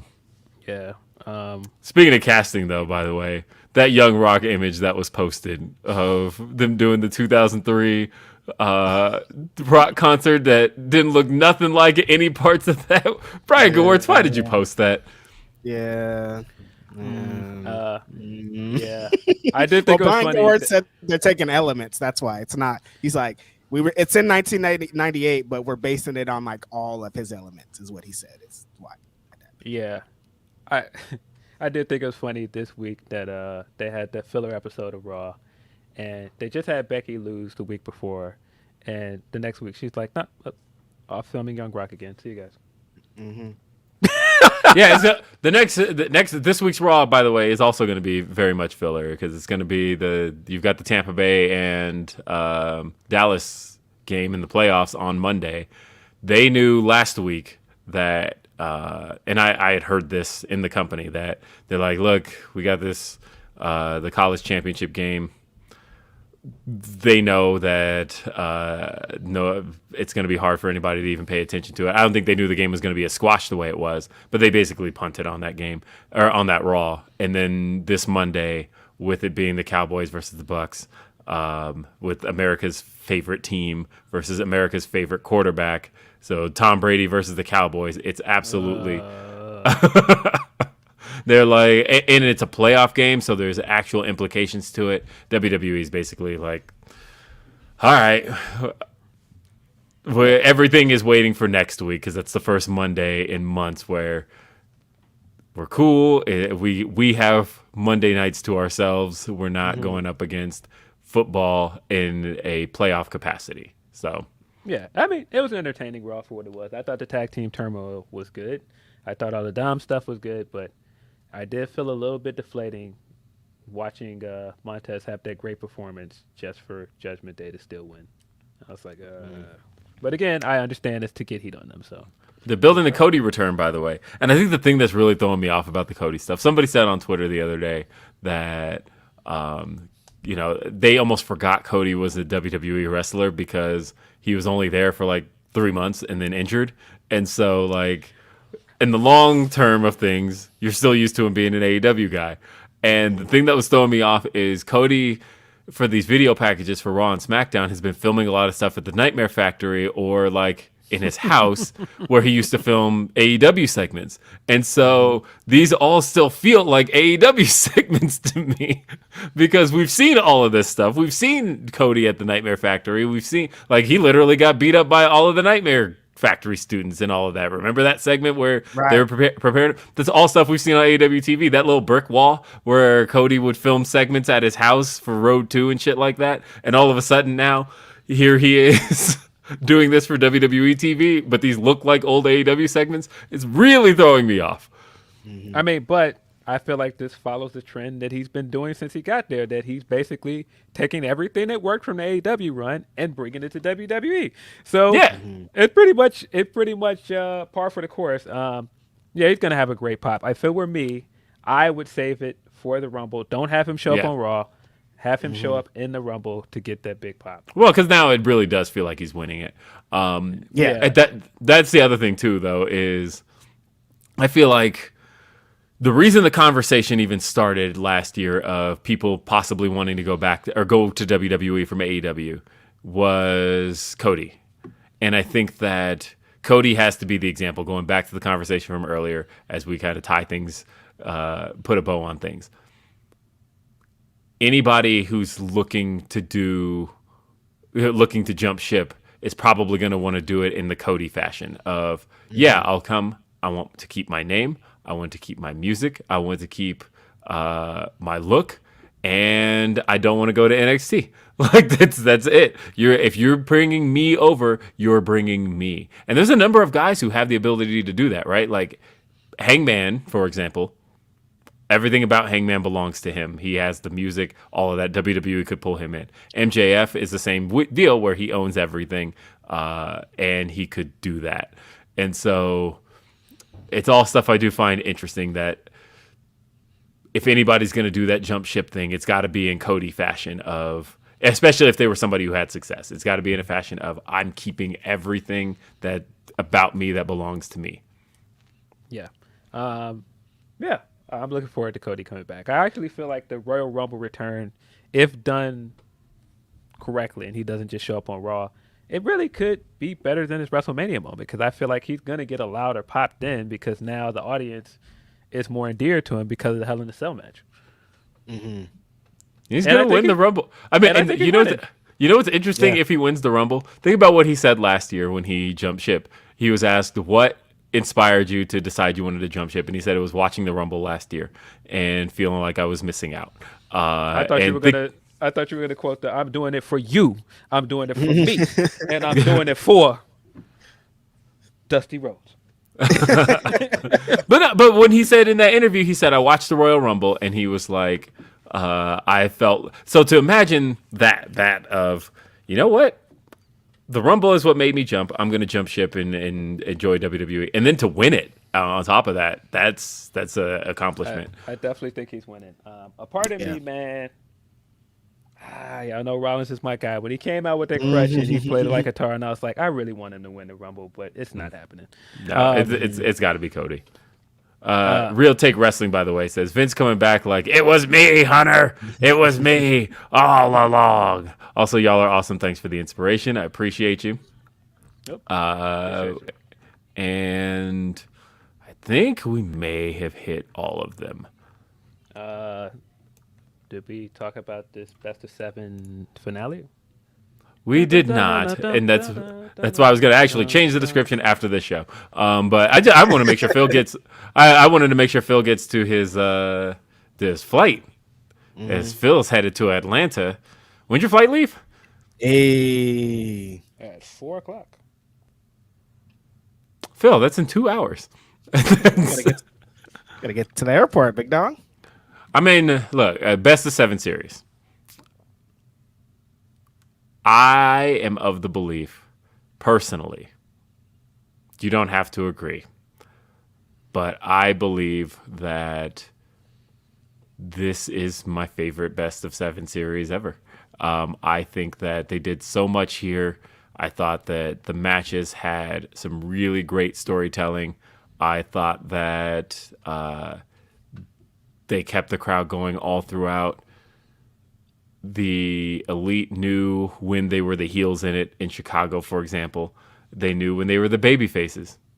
Everywhere else, I mean, in LA, I think just the huge Latino population there was all about Death Triangle, and that's Definitely that was anticipated as well. But it's like they knew when to be the heels, they knew when to be the baby faces, they knew when to surprise people and to shock people. The first match, for example, I think everybody knew, foregone conclusion, these are the Elite's belts, they're gonna win this. And then they came in and lost immediately. So that was like, oh shit! What? How could the Elite possibly lose this series? I mean, not even the series. How could they have possibly lost that first match before it was announced to be a series? And then after that, it was announced to be a series. And of course, they did the 3-1 story, and the Elite came back. But I feel like everybody got to look good here. The Death Triangle looked conniving at all turns. Even in 2 of the Elite's victories, they were somewhat of flukish victories, right? Like the first one, Nick Jackson won because he got his knees up when Pac went for the Black Arrow. Yeah. And so he got his knees up and just happened to catch him 1, 2, 3. And then in the False Count Anywhere victory, the Elite won, but it was Pac had Matt tapping out, but the ref happened to count the other pinfall from the One Winged Angel over on Rey Fenix. And so again, it was a case of the Elite could have lost that with a change in milliseconds.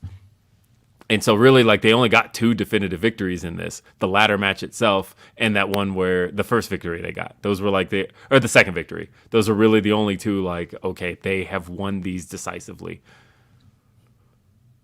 And it came in no disqualification. I had so much fun with this series. I think Kenny has proven that Kenny Omega is back. And I was happy. I was satisfied. I was satisfied with the ladder match. I know a lot of people felt like it was short. I think had you not known when it started, I don't think people would have felt that it was this short. Because I think people were looking at their clocks and going, wait, the show's only got 15 minutes left. Yeah, like so being there live, I didn't feel like it was short. It just felt like a fucking crazy ass match with all kind of crazy ass spots. Mm-hmm. Yeah. Yeah, I feel like at times the story for it was a little convoluted. But I think the series was good. I think leaning into the NBA stuff was great. It goes back to the Bucks' first tag titles victory, and they had like the Lakers celebration afterwards. And so I think winning in the Forum was special, and referencing Detroit versus the Lakers in the Forum Game 7 was also very smart. I don't know. As a basketball fan, there are a lot of things I liked about that. I liked that there were things like Lee Moriarty saying that he was a basketball guy, and so getting to wrestle in the Forum was a big deal to him. Some of that stuff is just really cool because again, I want guys to enjoy what they're doing. Wrestlers are really the thing that keeps this going. I say it all the time, and if this is not even more clear now with this Vince stuff happening, man, support the wrestlers, man. The company is whatever. Support the wrestlers. But yeah, I thought this was a great series, man. I think I don't know if I would say it's the best of 7 ever, but like I told you guys last week, Kenny Omega going to Japan and having an instant classic and then coming back a week later and successfully coming back from a 3-1 deficit is one of the coolest things I've ever seen. If this does not let you know that this guy is him, I don't know what will, other than coming and having a 5-star classic with Okada later this year. Yeah, his him is very different than Bray Wyatt's him.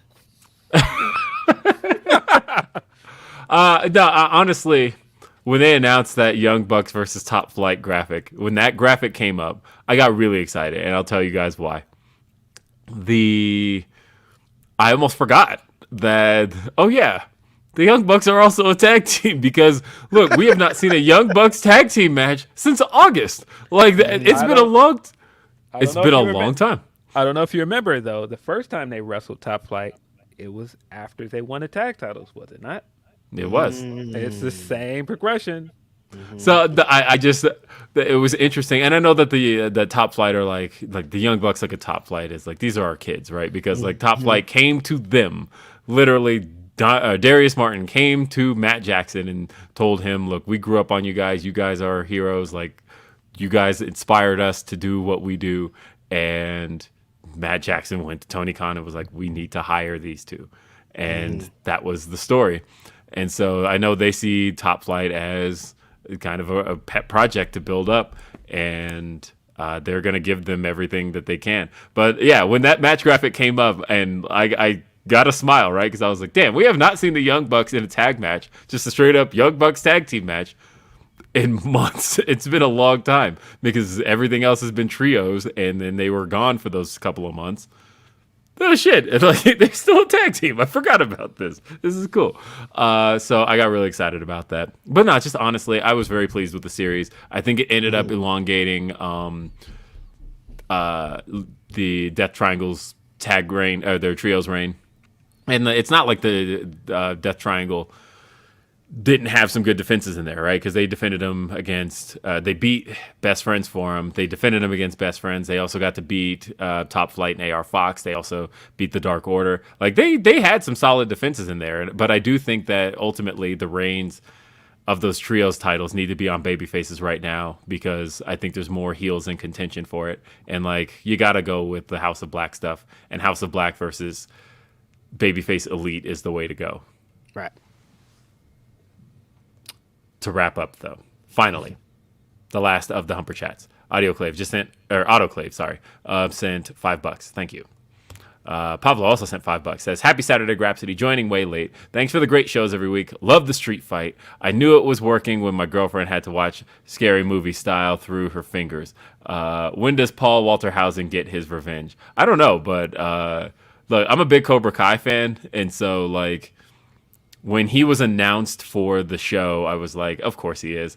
It didn't surprise me. There's literally an episode of Cobra Kai where he sings Judas in Cobra Kai. Like, guy is an actual fan. And so when he got an opportunity to work with AEW, again, I'm like, he brought an AEW reference to one of the most popular shows on television in Cobra Kai. He's literally singing Judas in an episode. And just walking around going, I'm becoming. It's an actual fucking thing. Yeah, now when he called Jeff Jarrett look like a owner of a Crunch Fitness, I was gone. I was out of here. That shit was hilarious. He buried his ass. Yeah, Kyle I did great. Last one. Kyle says, Grapsody, between the wrestling, music, basketball talk, and Phil speaking straight effing facts, y'all are my favorite, or truly my favorite podcast. Oh, if there is ever a Bray Wyatt horrible in matches shirt, I'm buying it, because that was hilarious. Much love. And what? One day we're gonna find out that Bray sees all this stuff, and like he's just gonna appear behind Reg during the episode of Grapsody. Just right here in my room. It's just gonna like the moth is just gonna pop up on the screen, and he's just gonna pop up his back and say, "Run!" I like they're gonna blink out. This has been another edition of Grapsody. Again, folks, if you didn't see Day After Dynamite, I apologize for basically being responsible for the Fightful Awards not happening this week, but the Fightful Awards have been delayed till January 19th. They'll be happening Thursday. I've got a long day of podcasting that day because I got Day After Dynamite to do, then Ask Rhapsody, and then the Fightful Awards back to back to back. And then? Is there more? Please don't tell me I have more. And then I don't know. Okay, good. I know. I was like, is he making a reference to do Where's My Car, or am I actually forgetting a podcast? Because don't tell me that, because that's going to be a lot of podcasting. But I'm excited about it all. So tune in to Fightful Thursday, January 19th. See, I did it too. And we got a lot of cool content. Philip Lindsey, go get on your flight. Enjoy Atlanta. Keep us all posted. Post some pictures. I know wrestling Twitter is not your favorite right now, but enjoy. I will not be posting anything. Sorry. But no, if you are in Atlanta this weekend, please go and check out Battle Slam. Baron's got a good show planned. Main event will be Baron versus Jonathan Gresham for the Icon World Championship. Yes. Excited for that. All right, folks. That's it for this edition of Grapsody. Thank you for being here with us. For Philip Lindsey, for Righteous Reg, I am Will Washington. We will see you next time. Have a great day. Peace.